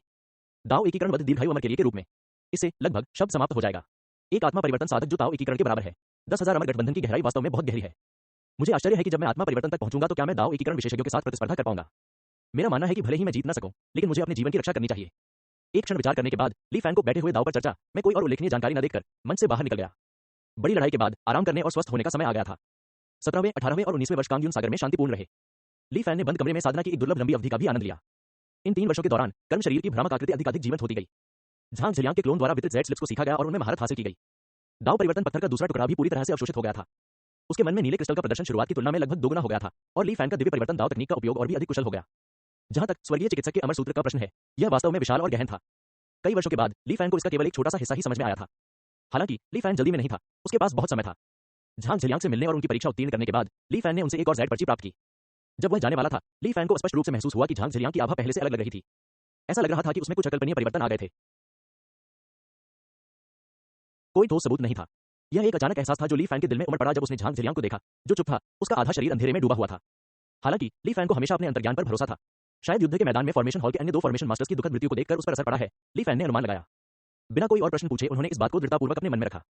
आदरपूर्वक झुकने के बाद ली फैन चुपचाप पीछे हट गया। तियानेक सुआन मिरर में वापस आकर उसने नए जेड स्लिप की सामग्री को ध्यान से पढ़ा। पहले की तुलना में यह पुस्तक अधिक गहन थी, यहां तक कि झांग झलियांग के अनंत संरचना के ज्ञान पर भी प्रकाश डाला गया। ली फैन ने इसे दिव्य परिवर्तन दाव की बहुकार्य साधना प्रक्रिया में शामिल किया। आधे महीने बाद भी मुख्य दल हमेशा की तरह खेती कर रहा था।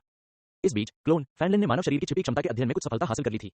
विभिन्न साहित्यिक स्रोतों का उपयोग करते हुए और अपने शरीर पर निरंतर प्रयोग करते हुए स्वर्गीय डॉक्टर के अमर सूत्र में दिए गए वर्णन के साथ क्लोन ने अपने भौतिक शरीर को परिष्कृत और मजबूत करने के लिए अपने भीतर की असीम ऊर्जा को अथक रूप से उत्तेजित किया। अब आध्यात्मिक ऊर्जा के उपयोग के बिना केवल शारीरिक शक्ति पर निर्भर रहते हुए वह जो विनाशकारी शक्ति उत्पन्न कर सकता था, वह अंतिम चरण क्यूरी संघनन के बराबर थी। चूंकि इसमें कोई विशेष तकनीक शामिल नहीं थी, केवल छिपी हुई क्षमता का बुनियादी हेरफेर था, जो कि एक भट्टी की तरह स्वयं को तपाने के समान था, इसलिए ली फैन ने इसे क्रिएशन फोर्ज आर्ट नाम दिया। इसका सृजन से कोई वास्तविक संबंध नहीं था और यह मुख्य रूप से शरीर के निर्माण पर केंद्रित था, लेकिन जब नामकरण की बात आई तो ली फैन स्वाभाविक रूप से अधिक प्रभावशाली दिशा की ओर झुक गए। क्रिएशन फोर्ज आर्ट नाम ली फैन को काफी संतोषजनक लगा। अब क्लोन क्रिएशन फोर्ज आर्ट के अभ्यास के पहले महत्वपूर्ण चरण में प्रवेश कर रहा था। सिर से लेकर पैर तक, अंदर और बाहर, शरीर की समग्र तैयारी प्रारंभिक रूप से पूरी हो चुकी थी। शारीरिक शक्ति अपेक्षित स्तर तक पहुंच गई थी। अगला कदम शरीर के भीतर छिपी विशाल और अंतहीन क्षमता को बाहर निकालना था तथा उसे एक विशाल भारी हथौड़े की तरह शरीर पर हिंसक प्रहार करना था। स्टील को 100 बार तपा देने की प्रक्रिया के समान लगातार हथौड़ा मारने से शरीर एक साथ मजबूत हो जाता था। यह ली फैन का भौतिक शरीर का प्राथमिक शोधन था। बूम बूम, क्लोन के शरीर के भीतर से धीमी सी आवाजें गूंज रही थीं। हर बार जब आवाज गूंजती तो ली फैन के चेहरे पर एक अजीब सा रक्त लाल रंग दिखाई देता। जल्द ही उसका शरीर एक धधकती हुई भट्टी में बदल गया और लाल रंग हर जगह फैल गया। शरीर का तापमान और भी अधिक बढ़ गया। ऐसा लग रहा था जैसे वह आग की लपटों में झुलस रहा है, अपनी चरम सीमा पर पहुंच चुका है, किसी भी क्षण पूरी तरह से पिघलने के लिए तैयार है। हालांकि हर बार जब यह एक महत्वपूर्ण बिंदु पर पहुंचता था तो शरीर के अंदर से शुद्ध जीवन शक्ति का एक उभार उभरता था, जो घातक चोटों को ठीक कर देता था। यह ऐसा कुछ नहीं था जिसे ली फैन ने जानबूझकर हेरफेर किया हो। यह जीवन के लिए खतरा पैदा करने वाले संकटों के सामने शरीर की सहज प्रतिक्रिया थी। इन हथौड़ों के लगातार प्रहार के कारण ली फैन का भौतिक शरीर धीरे धीरे मजबूत होता गया। उन्होंने मात्रात्मक परिवर्तन संचित किए। अज्ञात समय के बाद एक भारी और अधिक दबी हुई आवाज के साथ ली फैन का शरीर थोड़ा कांप उठा। गहरा लाल रंग फीका पड़ गया। शरीर की ताकत अंततः एक नए स्तर पर पहुंच गई थी। अपनी आध्यात्मिक ऊर्जा को सक्रिय करके और एक ब्लेड बनाकर उसने अपने बाएं हाथ पर वार किया। डिंग। आश्चर्य की बात यह है कि धातु की टक्कर की आवाज गूंजी। ली फैन ने अपनी आध्यात्मिक ऊर्जा की तीव्रता को लगातार समायोजित और बढ़ाया जब तक कि उन्होंने मध्य चरण फाउंडेशन स्थापना के बराबर बल नहीं लगाया। तभी उसके हाथ पर खून से सना घाव दिखाई दिया। पहला शोधन अंततः सफल रहा। फाउंडेशन स्थापना के समतुल्य चरण पूरा हो गया है। अगला कदम शरीर के भीतर छिपी क्षमता को सक्रिय करना और एक बार फिर भौतिक शरीर को गढ़ना है। फिर इस प्रक्रिया को दोहराएं, 1 शोधन, 100 शोधन, 1000 शोधन। अपेक्षाओं के अनुसार यदि कोई सीमा नहीं है तो मानव शरीर की छिपी हुई क्षमता चरम सीमा तक विकसित हो जाती है। केवल भौतिक शरीर की शक्ति पर भरोसा करके कोई व्यक्ति केवल हाथ की एक लहर के साथ कानूनों को प्रभावित और विकृत कर सकता है। यह लगभग सभी कानूनों के प्रति अभेद्य और सभी आपदाओं के प्रति अविनाशी है। दुर्भाग्यवश जुआनहुआंग क्षेत्र में यह रास्ता बंद हो गया है। शायद आसपास के उपविश्वों में प्रतिबंध कमजोर हो सकते हैं। ली फैन ने गहरी सांस ली और उसके हाथ का घाव तुरंत गायब हो गया। लेकिन मेरी आवश्यकताएं बहुत ज्यादा नहीं है, मुझे बस भौतिक शरीर के लिए गोल्डन कोर क्षेत्र से मुकाबला करने का रास्ता खोलना है। यह मेरे क्लोन का अगला लक्ष्य होगा। एक ही विचार से उसके शरीर में छिपी हुई क्षमता एक झरने की तरह बाहर आ गई। इसने उसके भौतिक शरीर को धो डाला और उसे संयमित कर दिया। प्राथमिक शोधन की सफलता के बाद यह तड़का सांस लेने की तरह स्वाभाविक हो गया है, शरीर की एक सहज प्रवृत्ति बन गया है। मुझे हर समय एकांत में रहने की जरूरत नहीं है। मैं फोजिंग की दक्षता बढ़ाने के तरीकों पर शोध कर सकता हूं। ली फैन ने चुपचाप विचार किया। इसी समय एक संचार ताबीज ने एक संदेश भेजा। यह फिर से जियाओ शिवान था जो अपनी शिकायतें साझा करने आया था। इन वर्षों में ली फैन ऐसी शिकायतों का आदी हो गया था। मूलतः योजना के अनुसार उन्हें माइनर मेडिसिन किंग कॉलोन्स की लोकप्रियता को बढ़ाने के लिए 18वें वर्ष के दौरान पहली नीलामी आयोजित करनी थी। हालांकि तियानलिंग प्रांत में युद्ध के अचानक शुरू होने और तियानेक सुआन मिरर से अप्रत्याशित छूट की घटना ने उन्हें इसे स्थगित करने के लिए मजबूर कर दिया। जैसा कि जियाओ शिवान ने कहा, सभी किसान खेती की तकनीकें खरीद रहे हैं और हर कोई कंगाल होता जा रहा है। अब कोई लाभ नहीं है। मुझे डर है कि अब नीलामी करने से हम अपनी लागत भी नहीं वसूल पाएंगे। इन वर्षों में 1000 माइल हॉल का कारोबार भी काफी निराशाजनक रहा। ली फैन के पिछले जीवन के शब्दों में यह एक आर्थिक मंदी थी और हर कोई कठिन समय से गुजर रहा था। हालांकि ली फैन का मानना था कि तियानेक सुआन मिरर के व्यापक आर्थिक नियंत्रण और संदिग्ध दीर्घायु अमर के अस्तित्व के साथ, जो लोगों को आपदाओं को भूलने में मदद करता है, साधक जल्दी से ठीक हो जाएंगे। संक्षिप्त जवाब देने के बाद ली फैन ने संचार ताबीज को हटा दिया और क्लोन ने एक बार फिर मानव शरीर की छिपी क्षमता के अध्ययन में खुद को डुबो दिया। जबकि मुख्य शरीर और क्लोन दोनों निर्जन द्वीप पर परिश्रमपूर्वक खेती कर रहे थे, ये फाई पेंग कुछ हद तक भ्रमित हो गया। इन वर्षों में यद्यपि वे स्वयं को साधना में परिश्रमी मानते थे, वास्तविकता और आदर्श के बीच का अंतर काफी था, जिससे वे काफी निराश हो गए थे।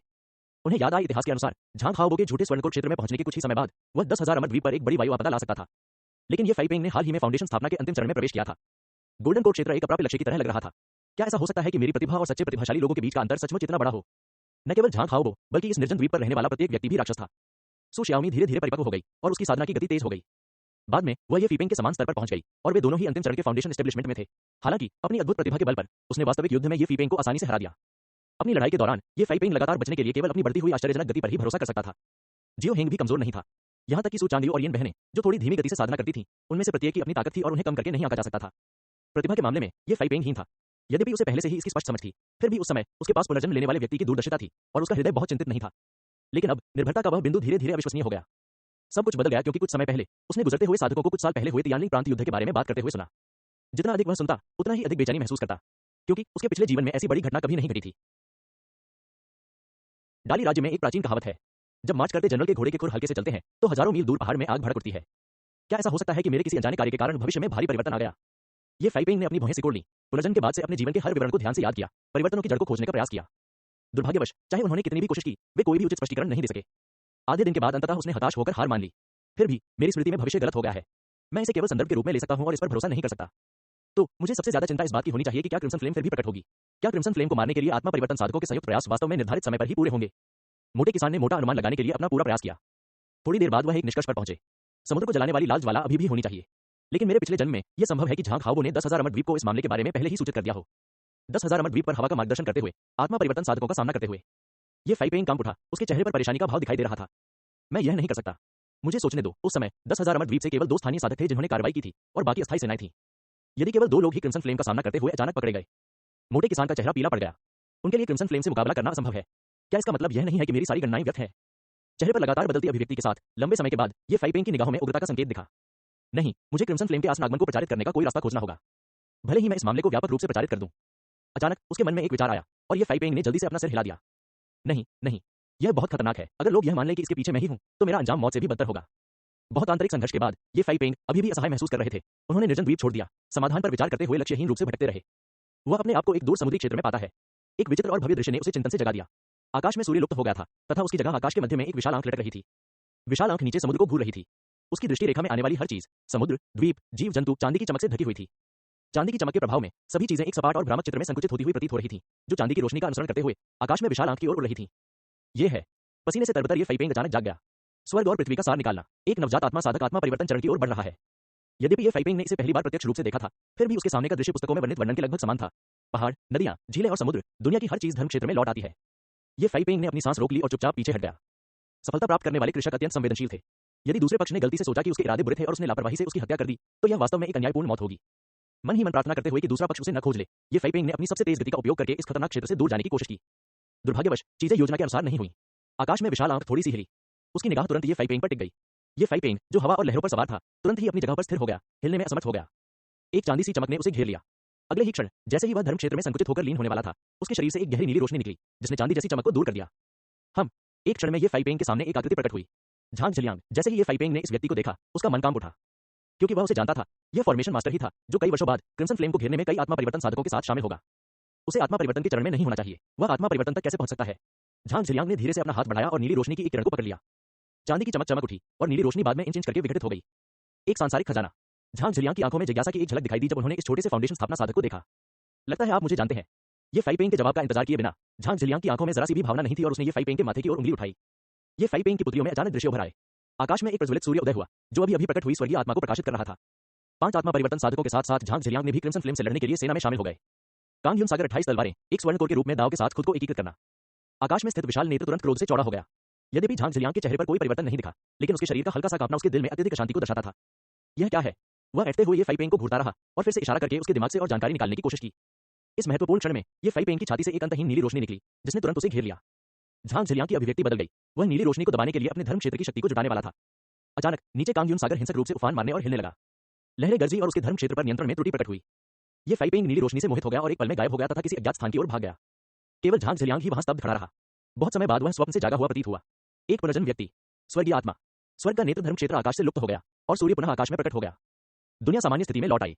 हालांकि ऐसा लग रहा था जैसे झांग झलियांग के शरीर पर एक छाया थी जिसे दूर नहीं किया जा सकता था। दाव एकीकरण, दाव एकीकरण। वह बार बार बुदबुदा रहा था। उसकी आंखें एक अवर्णीय चमक से चमक रही थीं। तियानित स्वान दर्पण में ली फैन, जो साधना से जागृत हो चुका था और सब कुछ देख चुका था, ने अपनी टोड़ी को सहलाया। उन्होंने यह उम्मीद नहीं की थी कि ये फाइपेंग, जो बेतरतीब ढंग से इधर उधर घूम रहे थे, एक सफलता के बीच झांग झलियांग से भिड़ जाएंगे। वह मोटा आदमी बहुत कमजोर दिमाग का था और झांग झलियांग ने उसे पहचान लिया। इसके अलावा बाद वाले ने अपने मन से रहस्यों को उजागर करने के लिए आत्मा की खोज के समान एक विधि का उपयोग किया। सौभाग्यवश उस महत्वपूर्ण क्षण में कैंघाई पल फट गया, जिससे उसकी जान बच गई। ऐसा लग रहा था कि ये फाइपेंग को जबरदस्त मानसिक आघात लगा है और वह गहरी नींद में सो गया है। ली फैन को इस बात पर आश्चर्य हुआ कि घटनाओं के इस अप्रत्याशित मोड़ के बावजूद ये फाइपेंग के भाग्य को कोई नुकसान नहीं हुआ था। इसके बजाय एक और अधिक रहस्यमय परिवर्तन हुआ। यहां तक कि वर्तमान ली फैन भी इसे समझ नहीं सका। दिलचस्प। ऐसा लगता है कि कैंघाई पल ये फाइपेंग की रक्षा करने के लिए दृढ़ है। मुझे आश्चर्य है कि क्या उसके बारे में और भी कोई रहस्य छिपा है, जिस पर मेरा ध्यान नहीं गया है। और झांग झलियांग, जिसने क्रिम्सन फ्लेम के आसन आगमन के बारे में पहले ही जान लिया था और आत्मा परिवर्तन तक पहुंच गया था, उसकी क्या प्रतिक्रिया होगी? इस जीवन की लाल ज्वाला की घटनाएं हमें कहां ले जाएंगी? यह सचमुच एक ऐसी चीज है जिसका हमें इंतजार है। ली फैन ने हल्की सी हंसी निकाली। मोटे व्यक्ति ये फाई पेंग के रहस्यमय ढंग से गायब हो जाने के कारण निर्जन द्वीप के निवासी, जो साधना में अपनी महत्वपूर्ण प्रगति के कारण थोड़े आत्मसंतुष्ट हो रहे थे, अधिक संयमित हो गए। सीनियर स्कल के निर्देशों का सख्ती से पालन करते हुए उन्होंने मौन रहकर अभ्यास किया और विवेकपूर्वक विकास किया। दूसरी ओर झांग झलियांग की ओर से चीजें थोड़ी असामान्य लग रही थीं। आत्मा परिवर्तन में उनकी सफलता की कोई खबर नहीं थी। ऐसा लग रहा था जैसे कुछ हुआ ही ना हो और वह अभी भी पहले जैसा ही फॉर्मेशन मास्टर था। हालांकि ली फैन को पता था कि पृष्ठभूमि में कुछ साजिश चल रही होगी। तियानलिंग प्रांत में भीषण युद्ध में झांग झलियांग के जीवित बचे रहने से न केवल उन्हें सफलता मिली, बल्कि उनकी पूरी मानसिकता में भी परिवर्तन आया। झांग झलियांग ने स्वयं इस तथ्य को ज्यादा नहीं छिपाया।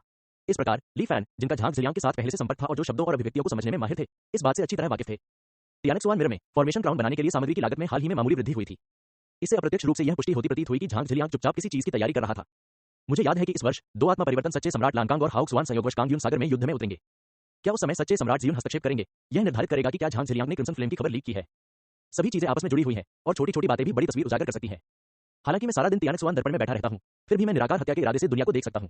उन विवरणों की तुलना और सत्यापन करके, जिन पर आम लोग ध्यान नहीं दे सकते, मैं घर से बाहर निकले बिना दुनिया के मामलों को जान सकता हूं। ऐसा सोचकर ली फैन को दुर्लभ आनंद की अनुभूति हुई। लेकिन कुछ ही देर बाद जैसे ही उसने अपनी साधना पुनः शुरू की, ली फैन का चेहरा अचानक बदल गया और उसने अपनी साधना रोक दी। उन्होंने पाया कि हे झेंगहाओ पर निराकार हत्या के इरादे की निगरानी अप्रत्याशित रूप से विफल हो गई थी। हालांकि ताला अभी भी लगा हुआ था, न केवल वह वहां की स्थिति को नहीं देख पा रहा था, बल्कि वह हे झेंगहाओ के विशिष्ट स्थान का भी पता नहीं लगा पा रहा था। निराकार हत्या का इरादा एक ऐसी तकनीक थी जो स्वर्ग के दर्शन की नकल करती थी और इसमें जासूसी और हमला करने के लिए झूठे स्वर्गीय आदेश का उपयोग किया जाता था। उनके सभी पुनर्जन्मों में इसकी असफलता बहुत दुर्लभ थी। उदाहरण के लिए, पहले जब बैलगाड़ी खींच रहा था तो मालिक की झोपड़ी में यह विफल हो गया था। लेकिन वह एक प्राचीन और रहस्यमय अस्तित्व था जो स्वर्गीय डॉक्टर के साथ टकराव करने में सक्षम था, कम से कम दाव एकीकरण से ऊपर की ताकत के साथ। हे झेंगहाओ अभी तक गोल्डन कोट तक नहीं पहुंच पाया था। वह ली फैन के निराकार हत्या के इरादे को कैसे रोक सकता था? क्या हुआ? ली फैन अभी भी हे झेंगहाओ को बहुत महत्व देता था। इस दुनिया में अपने एकमात्र अधीनस्थ के रूप में ली फैन ने क्रिम्सन फ्लेम के आने से पहले उसे कांगयून सागर से बाहर निकालने का बहाना खोजने की योजना बनाई। लेकिन आधार यह था कि हे झेंगहाओ ली फैन के नियंत्रण से बच नहीं सकता था। एक पल के लिए विचार करने के बाद ली फैन ने एक संचार ताबीज निकाला और हे झेंगहाओ को एक संदेश भेजा। साथी दाववादी है, आप कैसे हैं? काफी देर तक कोई जवाब नहीं मिला। ली फैन ने अपनी भौहें सिकोड़ ली। साथी दाववादी है, आप अभी कहां हैं? कुछ देर इंतजार करने के बाद भी कोई जवाब नहीं आया।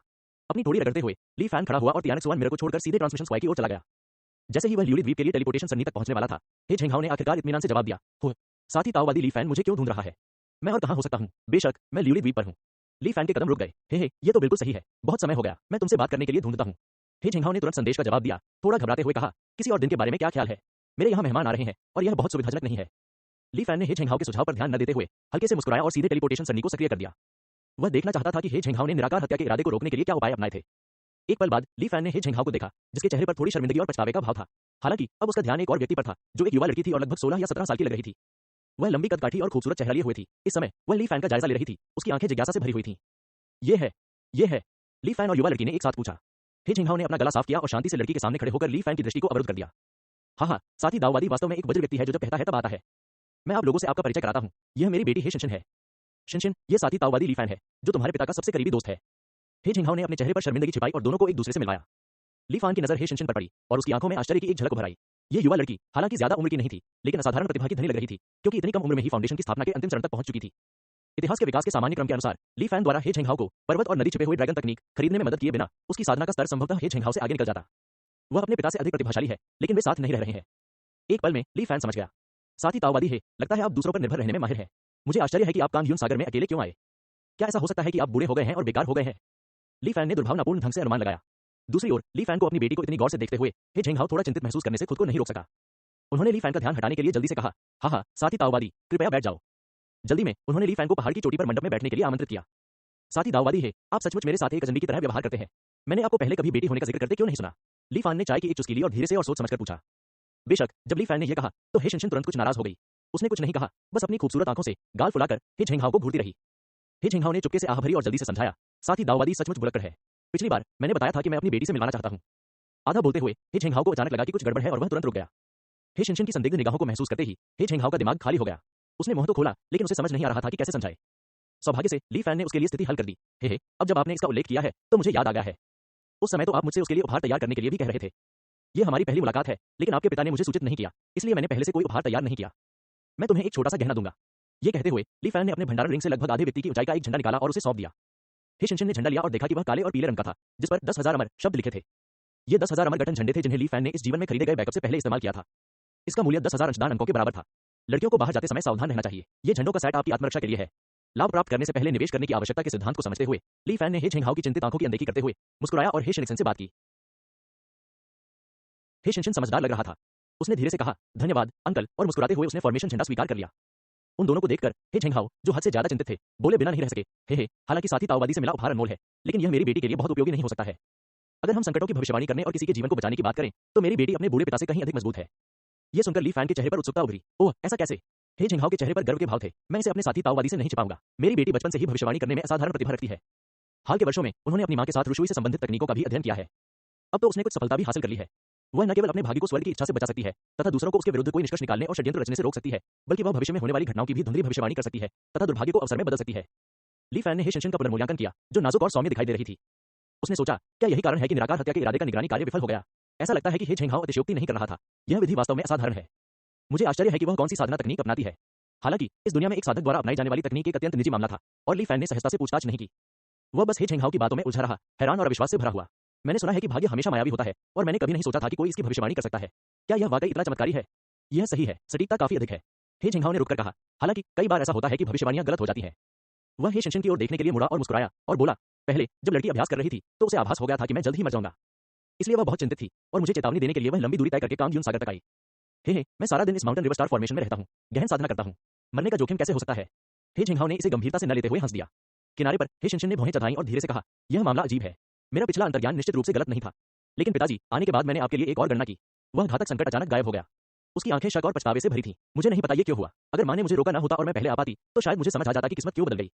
हे झेंगहाओ ने अपनी बेटी के सिर पर थपथपाते हुए उसे सांत्वना दी। भाग्य में परिवर्तन अप्रत्याशित होते हैं, और साधक सब कुछ नहीं जान सकते। जरूर तुमने कोई गलती की होगी, शिनशिन। इस समय ली फैन ने प्रशंसा में कहा, भले ही कभी कभी गलतियां हों, यह विधि असाधारण है। भविष्य की भविष्यवाणी करने के लिए कोई व्यक्ति कितने अवसर प्राप्त कर सकता है? मुझे आश्चर्य है, शिनशिन, क्या तुम मेरे भविष्य की गणना कर सकती हो और देख सकती हो कि मेरा भाग्य क्या है? ली फैन ने मुस्कुराते हुए पूछा। ऐसा करने का कारण ये देखना था कि इस दुनिया में भविष्यवाणी की तकनीकें कितनी दूर तक पहुंच सकती है। क्या वे ये बता सकती हैं कि वह अमर विनाश की भूमि से आया है, या उसने वास्तव में देहांतरण किया है? क्या वे सत्य के अस्तित्व की भविष्यवाणी भी कर सकती हैं? अगर इस फाउंडेशन स्थापना की लड़की को कुछ सुराग मिल जाए, तो ली फैन को भविष्य में अपने कार्यों में और अधिक सावधानी बरतनी होगी। अन्यथा शक्तिशाली साधकों की नजरों में पड़ने से उसकी असली उत्पत्ति का पता चल सकता है, जो बहुत ही प्रतिकूल होगा। हे झेंगहाओ भी अपनी बेटी को ली फैन के सामने अपना हुनर दिखाने देना चाहता था, इसलिए उसने उसे रोका नहीं, बल्कि अपनी आंखों से उसे प्रोत्साहित किया। चूंकि ऐसा ही है, तो मैं आपके लिए गणना कर देता हूं, हे शिनशिन ने धीरे से कहा। तभी एक सुनहरा बैंगनी कंपास हवा में प्रकट हुआ। कंपास का सूचक एक ओर ली फैन की ओर तथा दूसरी ओर हे शिनशिन की ओर इशारा कर रहा था। उसने शब्द बोले और फिर सूचक तेजी से घूमने लगा। ली फैन की सिकुड़ी हुई आकृति कंपास के ऊपर दिखाई दी। अक्षर कंपास से बाहर निकलकर लघु छवि के चारों ओर घूमते हुए दिखाई दिए। जैसे जैसे पॉइंटर तेजी से घूमता गया, कुछ अक्षर धीरे धीरे मंद होकर गायब हो गए, जबकि अन्य चमकीले हो गए और बैंगनी सुनहरी रोशनी उत्सर्जित करने लगे। सामान्य पाठ के विपरीत प्रत्येक अक्षर अनेक अर्थों का मिश्रण प्रतीत होता था। ली फैन के भविष्य के बारे में हे शिनशिन की भविष्यवाणी इन पात्रों की व्यवस्था के भीतर छिपी हुई प्रतीत होती थी। ली फैन ने मोटे तौर पर अनुमान लगाया कि इन बैंगनी सुनहरे अक्षरों की संख्या कम से कम 10,000 थी। हे शिनशिन संघर्ष करती हुई प्रतीत हो रही थी। उसके माथे से लगातार पसीने की बूंदें टपक रही थीं। थोड़ी देर बाद बैंगनी सुनहरे अक्षर अचानक बिखर गए और कंपास पर वापस आ गए। ली फैन की आभासी छवि कुछ ज्यादा ठोस हो गई। हे शिनशिन की सांसें कुछ तेज हो गईं। थोड़ा शांत होने के बाद उसने अंतिम गणना के लिए ली फैन की आभासी छवि पर ध्यान केंद्रित करना जारी रखा। हम चाचा, क्या आप कभी युआनदाओ प्रांत गए हैं? थोड़ी देर बाद उसने अचानक एक स्पष्ट सा प्रश्न पूछा। ली फैन थोड़ा हैरान हुआ, और इससे पहले कि वह जवाब दे पाता, हे झेंगहाओ ने पहले ही कहा, हे साथी ताओवादी ली फैन पहले युआनदाओ प्रांत में एक घुमंतु साधक था। वह सफलता के अवसरों की तलाश में कांगयून सागर आया था। क्यों शिनशिन, क्या तुम कुछ पूछना चाहती हो? हे झेंगहाओ ने देखा कि उनकी बेटी के चेहरे पर भाव नहीं थे और उन्होंने जल्दी से पूछा। युआनदाओ प्रांत में एक घुमक्कड़ साधक होने की पृष्ठभूमि ली फैन ने तब बनाई थी जब वह पहली बार हे झेंगहाओ से मिला था। लेकिन शिनशिन ने स्पष्ट रूप से कुछ और देखा था। ली फैन को साफ पता था कि इस जिंदगी में वो कभी युआनदाओ प्रांत नहीं गया था। ये लड़की युआनदाओ प्रांत के बारे में क्यों पूछेगी? ली फैन की निगाहें हे शिनशिन को घूरते हुए उसके स्पष्टीकरण की प्रतीक्षा कर रही थीं। हे शिनशिन ने अपना मुंह खोला लेकिन हिचकिचाया। हे शिनशिन, बेझिझक बोलो, ली फैन मुस्कुराया। चेहरे पर माफी के भाव के साथ हे शिनशिन ने कहा, चाचा, मुझे माफ कर दीजिए। ऐसा नहीं है कि मैं बोलने को तैयार नहीं हूं। बस बात यह है कि मैं वास्तव में नहीं जानता कि इस दाव सील ग्रहण चरित्र की व्याख्या कैसे की जाए। ली फैन ने भौहें उठाई। क्या मतलब है तुम्हारा? हे शिनशिन एक पल के लिए हिचकिचाई, फिर अपने हाथ से हवा में एक चित्र बनाया। चित्र में दिख रहा व्यक्ति स्वाभाविक रूप से ली फैन जैसा था। उसकी पीठ पर कुछ लगा हुआ था। जैसे जैसे तस्वीर बदलती रही, उस अदृश्य उपस्थिति ने ली फैन पर भयंकर प्रहार किया। ली फैन पूरी तरह से अनजान लग रहा था, शांति से दूर जा रहा था। उसकी पीठ पर पड़ी चीज भी उसके साथ गायब हो गई। चित्र गायब हो गया। हे शिनशिन ने भौहें चढ़ाई और कहा, दाव शास्त्रों की व्याख्या के अनुसार ऐसा लगता है कि युआनदाओ प्रांत में किसी ने चाचा पर हमला किया था। चाचा को कोई चोट नहीं आई, न ही उनकी जान को कोई खतरा था।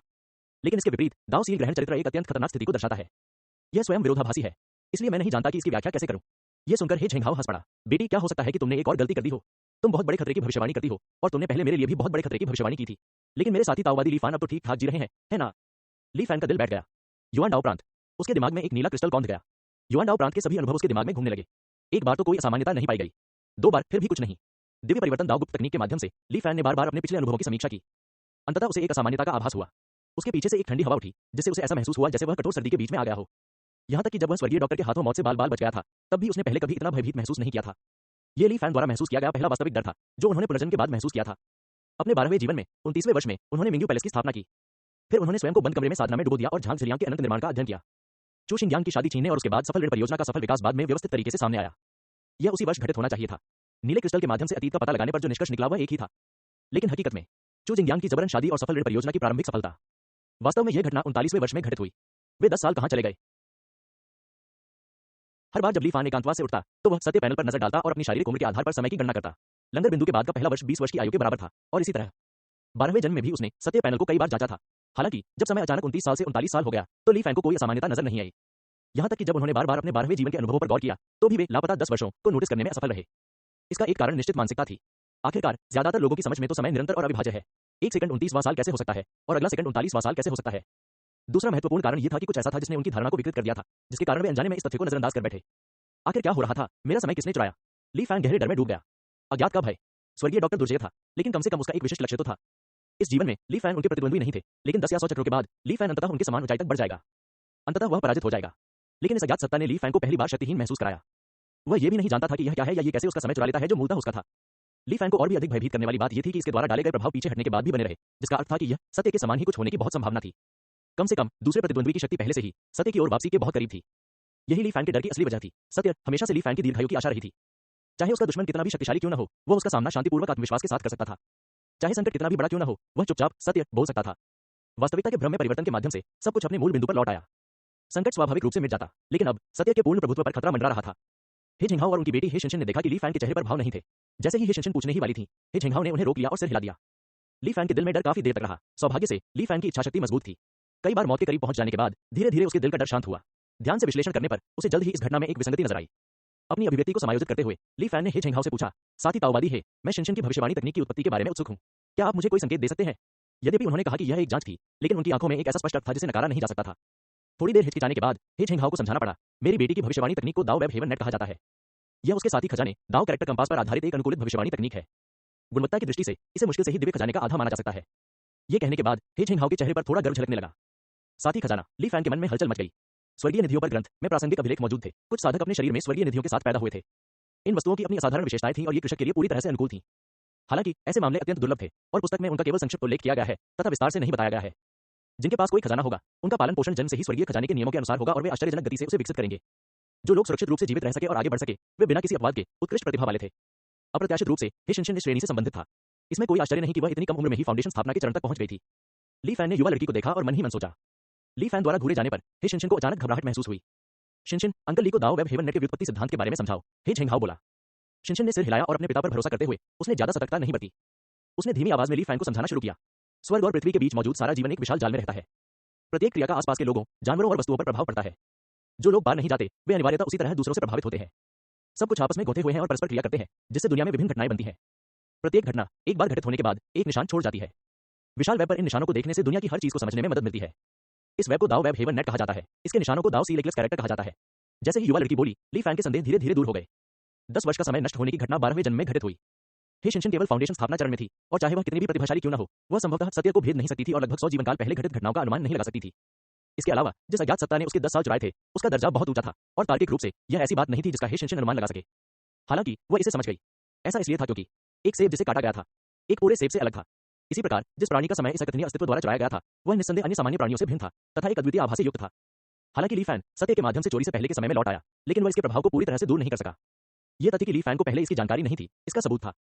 हे शिनशिन के दाओ वेब हेवन नेट ने सीधे तौर पर सत्य और समय चुराने वाली अज्ञात इकाई की गणना नहीं की। फिर भी ली फैन का अनुमान लगाकर उसने इसके प्रभाव को महसूस किया और ली फैन के साथ जो हुआ उसे फिर से बना सकी। ली फैन ने यह भी अनुमान लगाया कि यदि हे शिनशिन युवान दाओ प्रांत में किसी भी साधक का अनुमान लगाए, तो वह उसके साथ समान परिणामों की भविष्यवाणी करने में सक्षम नहीं होगी। यह ऐसी बात नहीं थी जिसे फाउंडेशन स्थापना साधक समझ सकता था। यहां तक कि दिव्य खजाने दाओ चरित्र कंपास को आधार मानकर भी यह पर्याप्त नहीं था। यदि किसी को तुलना करनी हो तो समय चुराने वाली अज्ञात सत्ता एक ब्लैक होल की तरह थी। यह चुपचाप युवान दाओ प्रांत के ऊपर आकाश में फैल गया। कई बार तो इसने पूरे प्रांत से 10 साल का समय निकल लिया। सामान्य परिस्थितियों में इसके अस्तित्व को साधारण अवलोकन या निगमन विधियों के माध्यम से सीधे नहीं खोजा जा सकता था। हालांकि सत्य के कारण ली फैन इस ब्लैक होल से बच निकला। हालांकि ब्लैक होल का प्रभाव खत्म नहीं हुआ, तो ली फैन एक ब्लैक होल के चारों ओर विकृत प्रकाश की तरह था। उनकी मदद से यह पता लगाना संभव हो सका कि अज्ञात अस्तित्व युवान दाओ प्रांत में समय चुरा रहा था। ली फैन के विचार तेजी से बदल गए और वह तुरंत ही हे शिनशिन की गणना में अत्यधिक खतरे की उत्पत्ति को समझ गया। यह वही दोष था जो पिछले क्लोन ने स्वर्गीय डॉक्टर का सामना करते समय प्रकट किया था। इस दुनिया में यदि ली फैन की मूल योजना के अनुसार हे शिनशिन द्वारा भविष्यवाणी की गई घटनाएं नहीं घटित होती, तो वह अभी भी युवान दाओ प्रांत की ओर जा रहा होता। 29वें वर्ष में यह संभवतः युवान दाओ प्रांत का समय फिर से निकल जाएगा।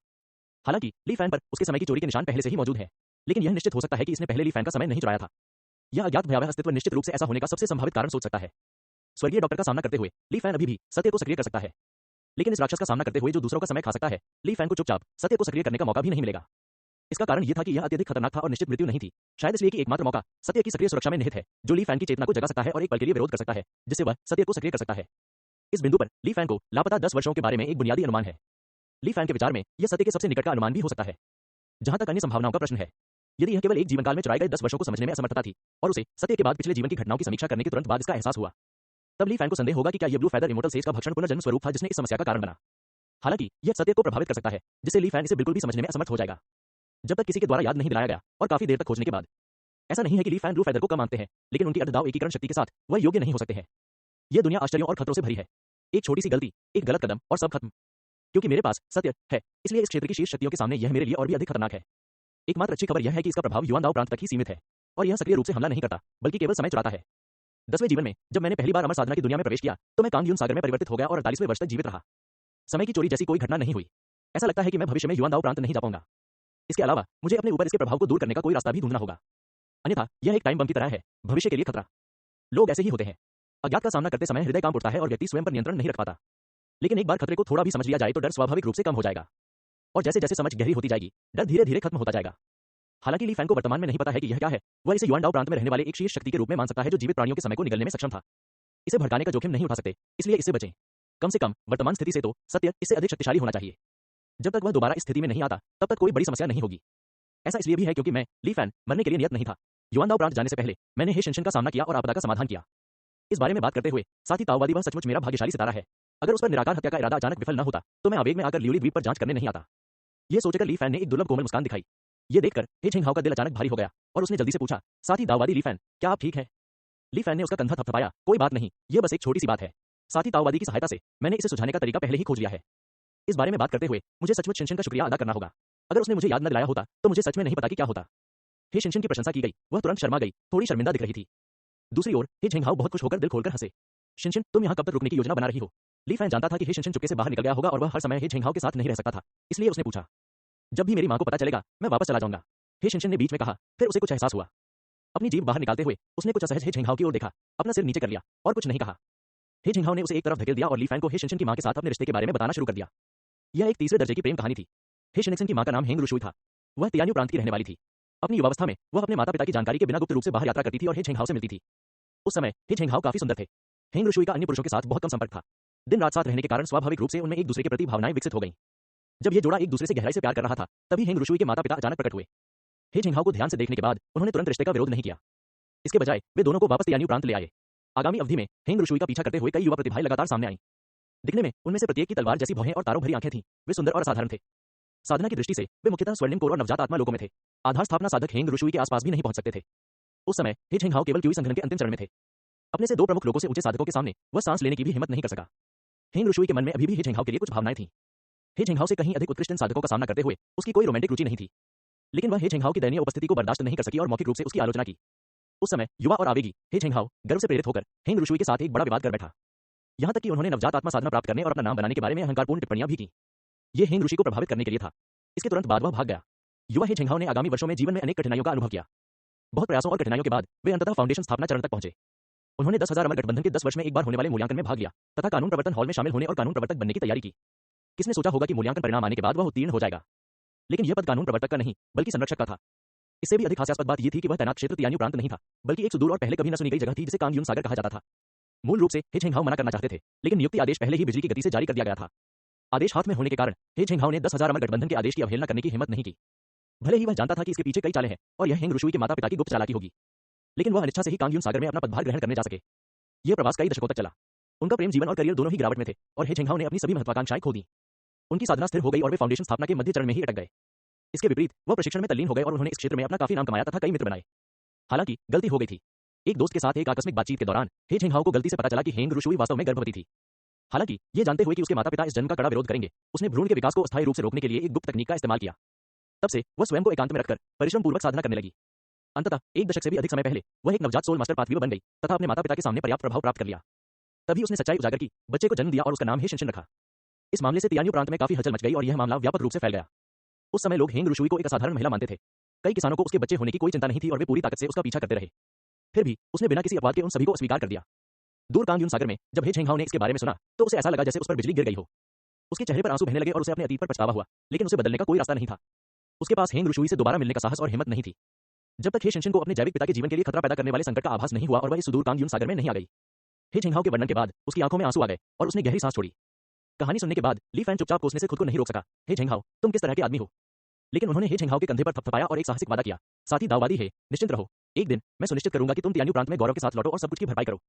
सामान्य लोगों के लिए 100 वर्ष अनंत काल के समान हो सकते हैं और पछतावे अपूरणीय लग सकते हैं, लेकिन हमारे जैसे किसानों के लिए यह ऐसी चीज नहीं है जिसे बदला नहीं जा सकता।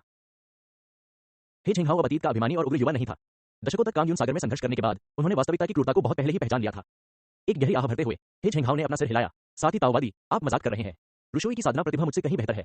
यदि मैं इस जीवनकाल में नवजात आत्मा क्षेत्र तक साधना कर भी लूं, तो तब तक वह पहले ही आत्मा परिवर्तन क्षेत्र तक पहुंच चुकी होगी। एक आत्मा परिवर्तन मास्टर पाथवीवर। हमारे बीच की खाई और बढ़ेगी। मैं पहले ही बूढ़ा हो चुका हूं और अब मुझ में आशा रखने की हिम्मत नहीं है। जब तक शिनशिन समय समय पर मुझसे मिलने आ सकती है, मैं संतुष्ट रहूंगी। हे झेंगहाओ ने अपनी भावनाएं व्यक्त की। ली फैन ने ज्यादा कुछ नहीं कहा और जाने से पहले सिर्फ उसका कंधा थपथपाया। तियानक्सुआन मिरर में वापस आकर ली फैन ने युआनडाओ प्रांत के बारे में जानकारी के लिए सावधानीपूर्वक खोज शुरू की। पूरे प्रांत के लोगों को हर बार 10 साल का समय गंवाना पड़ता था। शायद युआनडो प्रांत के लोग इसे समझ नहीं पाए, लेकिन क्या अन्य प्रांतों के किसानों के साथ सूचना का आदान प्रदान करते समय उन्हें यह एहसास नहीं हुआ होगा कि कुछ गड़बड़ है? इन 10 वर्षों के दौरान बाहरी दुनिया ने युआनडाओ प्रांत को किस प्रकार देखा होगा? तियानक्सुआन मिरर में जानकारी बहुत अधिक थी और इस पहलू के बारे में कुछ सुराग तो मिलने ही चाहिए, है ना? ली फैन ने दिन का एक अच्छा हिस्सा इसकी पुष्टि करने में बिताया। कुछ नहीं। ली फैन आह भरने से खुद को नहीं रोक सके। आप जो कुछ भी देख सकते हैं वह सब वे आपको देखने की अनुमति देते हैं। जो वे नहीं चाहते कि आप देखें वह आप कभी नहीं देखेंगे। अपना सिर हिलाते हुए उसने अपनी पिछली योजनाएं छोड़ दी। उन्होंने युआनडाओ प्रांत के इतिहास की खोज पर ध्यान केंद्रित किया। तियान्डू के खंडहर, युआनडाओ पर चर्चा, युआनडाओ की उत्पत्ति, युआनडाओ प्रांत और युआनडाओ की प्राचीन भूमि के बीच संबंध पर, तियान्डू ग्रैंडमास्टर की विरासत पर एक संक्षिप्त चर्चा। ली फैन ने एक के बाद एक किताबें धैर्यपूर्वक पढ़ी। युआनडाओ प्रांत के बारे में इन पुस्तकों में लगभग सभी एक महत्वपूर्ण शब्द को छोड़ नहीं सके। तियादू, दाओ का उद्गम, सभी शिक्षाओं का प्रमुख। कितनी शानदार प्रशंसा है। ली फैन बुदबुदाए बिना नहीं रह सका। क्या यह हो सकता है कि तियान्डू 10 महान अमर संप्रदायों में से एक है?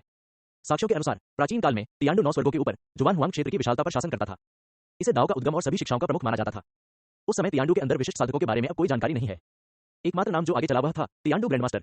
ऐसा कहा जाता है कि युआनडो प्रांत के नीले पंख वाले अमर ऋषि तियान्डू ग्रैंडमास्टर के वंश से थे। जिस स्वर्गीय पंख परिवर्तन तकनीक का उन्होंने अभ्यास किया था वह सीधे ग्रैंडमास्टर द्वारा उन्हें दी गई थी। ब्लू फेदर के कई बहुमूल्य खजाने जैसे कि तियान्डू मार्शल एरिना और 8 ग्राम पर्पल गोल्ड फर्नेस सभी तियान्डू विरासत से आए थे।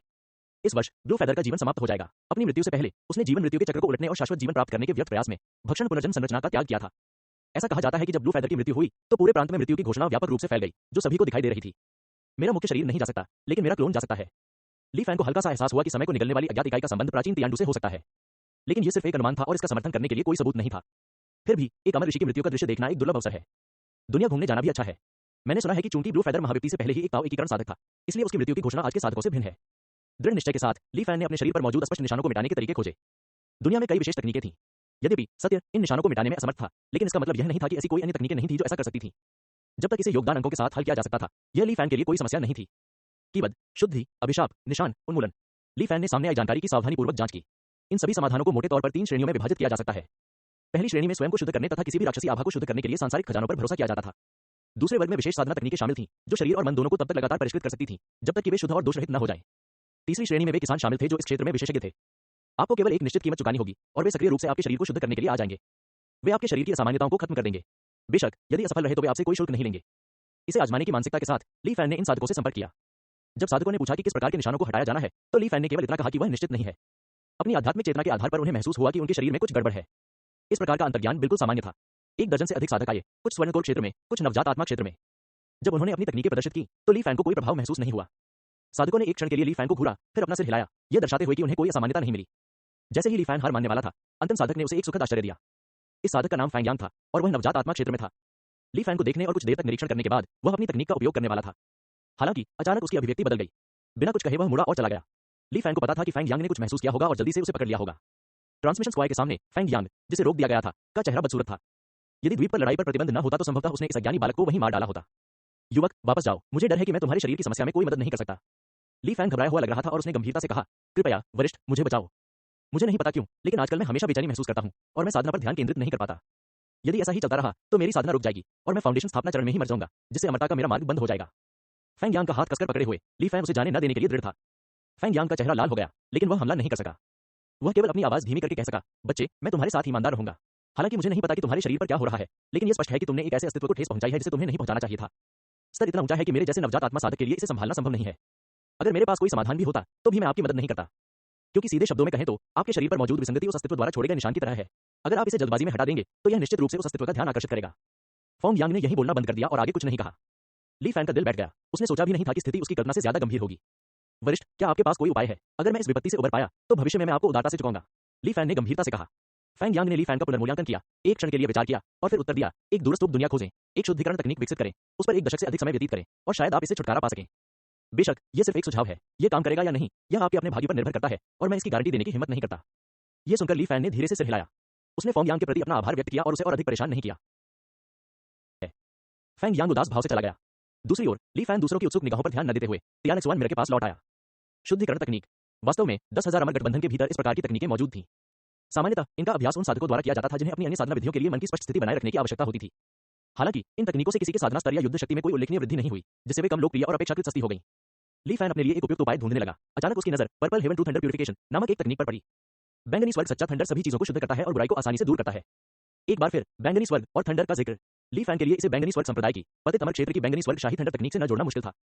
इस तकनीक की कीमत 40,000 से कुछ ज्यादा थी और ली फैन ने बिना किसी हिचकिचाहट के इसे खरीद लिया। इसे पढ़ने के बाद उसने इसकी तुलना बैंगनी स्वर्ग आत्मा अवलोकन तकनीक से की, जिसमें वह पहले ही पारंगत हो चुका था। समानताएं तो थी, लेकिन यह स्पष्ट था कि Purple Heaven Two Thunder Purification Purple Heaven Royal Thunder तकनीक जितनी गहन नहीं थी, ज्यादा से ज्यादा इसे एक कमजोर संस्करण ही माना जा सकता था। आखिरकार झांग तियानमो की विधियों में पर्पल हेवन रॉयल थंडर शामिल है, जो पर्पल हेवन टू थंडर से अधिक उन्नत प्रतीत होता है। छिपे हुए खतरे को खत्म करने के लिए शायद मुझे कई तरीके अपनाने चाहिए। एक आदर्श परिदृश्य में मैं तियानेक्सुआन मिरर से स्वर्गीय खजाने खरीदूंगा और बैंगनी स्वर्ग संप्रदाय की विधियों के साथ संयोजन में मैं कुछ समय के लिए ग्रैंड जुबान के विघटन पर्वत पर साधना करूंगा। स्वर्गीय खजाने कोई समस्या नहीं है, योगदान अंकों की कोई कमी नहीं है। हालांकि झांग तियानमो का अपराजित क्रमटूट बना हुआ है। यह सोचकर ली फैन कुछ असहाय महसूस करने लगा। चीजों को चरणबद्ध तरीके से आगे बढ़ाने की जरूरत है। अगर ऐसा हुआ तो एक बार जब मैं गोल्डन कोर क्षेत्र में प्रवेश कर जाऊंगा तो मैं उसे बलपूर्वक पकड़ लूंगा और देखूंगा कि क्या मैं पर्पल हेवन रॉयल थंडर तकनीक प्राप्त कर सकता हूं। जब तक छिपा हुआ खतरा दूर नहीं हो जाता मैं चैन से नहीं बैठ सकता। इससे पहले बेहतर होगा कि आप सतर्क रहें और तियानेक्सुआन मिरर के भीतर छिपकर रहें। चुपचाप आह भरते हुए ली फैन ने अभ्यास करते हुए अपने भविष्य के एकांतवास की तैयारी की। क्रिम्सन फ्लेम द्वारा समुद्र को जला दिए जाने के कारण उसे निश्चित रूप से कांगयून सागर से भागना पड़ा। वह युआनदो प्रांत नहीं जा सके और जियूशान प्रांत बहुत अराजक था। कांगयून सागर की सीमा केवल 3 प्रांतों तक ही सीमित थी, इसलिए शेष शिलिन प्रांत भागने के लिए सबसे उपयुक्त स्थान बन गया। ली फैन ने चुपचाप तियानेक्सुआन मिरर में शिलिन प्रांत के बारे में जानकारी एकत्र करना शुरू कर दिया। ली फैन के बंद दरवाजे में साधना करने के कुछ ही समय बाद 21वां वर्ष आ गया। लानकांग और हाउक्सुआन, 2 आत्मा परिवर्तनकारी सच्चे सम्राट, कांगयून सागर के बाहरी इलाके में जैसी की उम्मीद थी एक भयंकर युद्ध में उलझ गए। आकाश फट गया और तारों की रोशनी की एक किरण नीचे उतरी जो उन्हें दूर ले गई। ऐसा लगता है कि झांग झलियांग ने वास्तव में कार्रवाई की है। यह समाचार सुनकर ली फैन के क्लोन, जिसने हाल ही में खुद को छिपा लिया था, ने क्रिएशन फोर्ज आर्ट का अभ्यास करना बंद कर दिया। वह अकेले ही युआनदो प्रांत की ओर चल पड़ा, ब्लू फेदर के पतन का दृश्य देखने की तैयारी में। किसी भी परेशानी से बचने के लिए उसका क्लोन केंद्रित रहा और युआनडाओ प्रांत में पहुंचने के बाद सीधे झुओलिंग शहर चला गया। उन्होंने एक आवास ढूंढा, अपने दरवाजे कसकर बंद कर लिए और प्रतीक्षा करते हुए लगन से अभ्यास किया। आधे महीने बाद जब वह अपने भौतिक शरीर को संयमित करने के लिए अपने शरीर की छिपी हुई क्षमता को जुटा रहा था तो ली फैन को अचानक अपने दिल में धड़कन महसूस हुई। शहर में लगातार उठ रही चीख पुकार के साथ एक अवर्णनीय दुख उसके मन में उभर आया। ली फैन ने अपने गाल को छुआ और पाया कि उसके चेहरे पर अनियंत्रित रूप से आंसू बह रहे थे। धीरे धीरे बाहर निकलते हुए उसने विशाल आकाश की ओर देखा। विशाल आकाश में नीले ताओवादी वस्त्र पहने एक युवा ताओवादी बालक मुस्कुराते हुए नीचे की धरती को देख रहा था। ताओवादी लड़का धीरे धीरे वयस्क हो गया और फिर धीरे धीरे बूढ़ा हो गया। अंत में नीले पंख वाले अमर ऋषि की छवि, जिन्होंने 3000 वर्षों से अधिक समय तक युआनडाओ प्रांत पर शासन किया था, सभी के सामने प्रकट हुई। इसके बाद यह पतझड़ के पत्तों की तरह मुरझा गया। आसमान से भारी बारिश होने लगी। धरती पर जानवर चिल्लाने लगे। अनगिनत लोग रोने से खुद को नहीं रोक सके। यह क्या है? ली फैन बारिश में खड़ा रहा और बारिश से अपना शरीर भीगने दिया। उन्होंने स्वर्ग और पृथ्वी के प्राणियों की भावनाओं को समझा, या यूं कहें कि वे भावनाएं थीं जो स्वर्ग और पृथ्वी की इच्छा से संक्रमित प्राणियों ने निष्क्रिय रूप से उत्पन्न की। आकाश शोक मना रहा है। इसमें दुखी होने की क्या बात है? केवल ब्लू फेदर, एक दाव एकीकरण साधक, का पतन। ली फैन ने मन ही मन अपना सिर हिलाया। नहीं, ऐसी बात नहीं है। झांग हाओबो द्वारा दाव एकीकरण प्राप्त करने के बाद उसे इंक डेथ ने मार डाला। उस समय स्वर्ग और पृथ्वी आनंदित थे। सौभाग्य से उसे स्वर्गीय आत्मा इंक डेथ द्वारा मार दिया गया। ली फैन ने आकाश में छाई विसंगति को घूरते हुए अचानक महसूस किया कि जैसे उसे कुछ अंतर्दृष्टि प्राप्त हो गई हो। दुख इस संसार से एकमात्र बचे हुए पुराने नियम साधकों में से एक के चले जाने का है। शायद इससे भी अधिक दुखद बात यह है कि यह साधक जो अनगिनत वर्षों से जीवित है ने ताओ एकीकरण अमर ऋषि के रूप में पुराने कानून के साथ अपनी साधना की नींव रखी।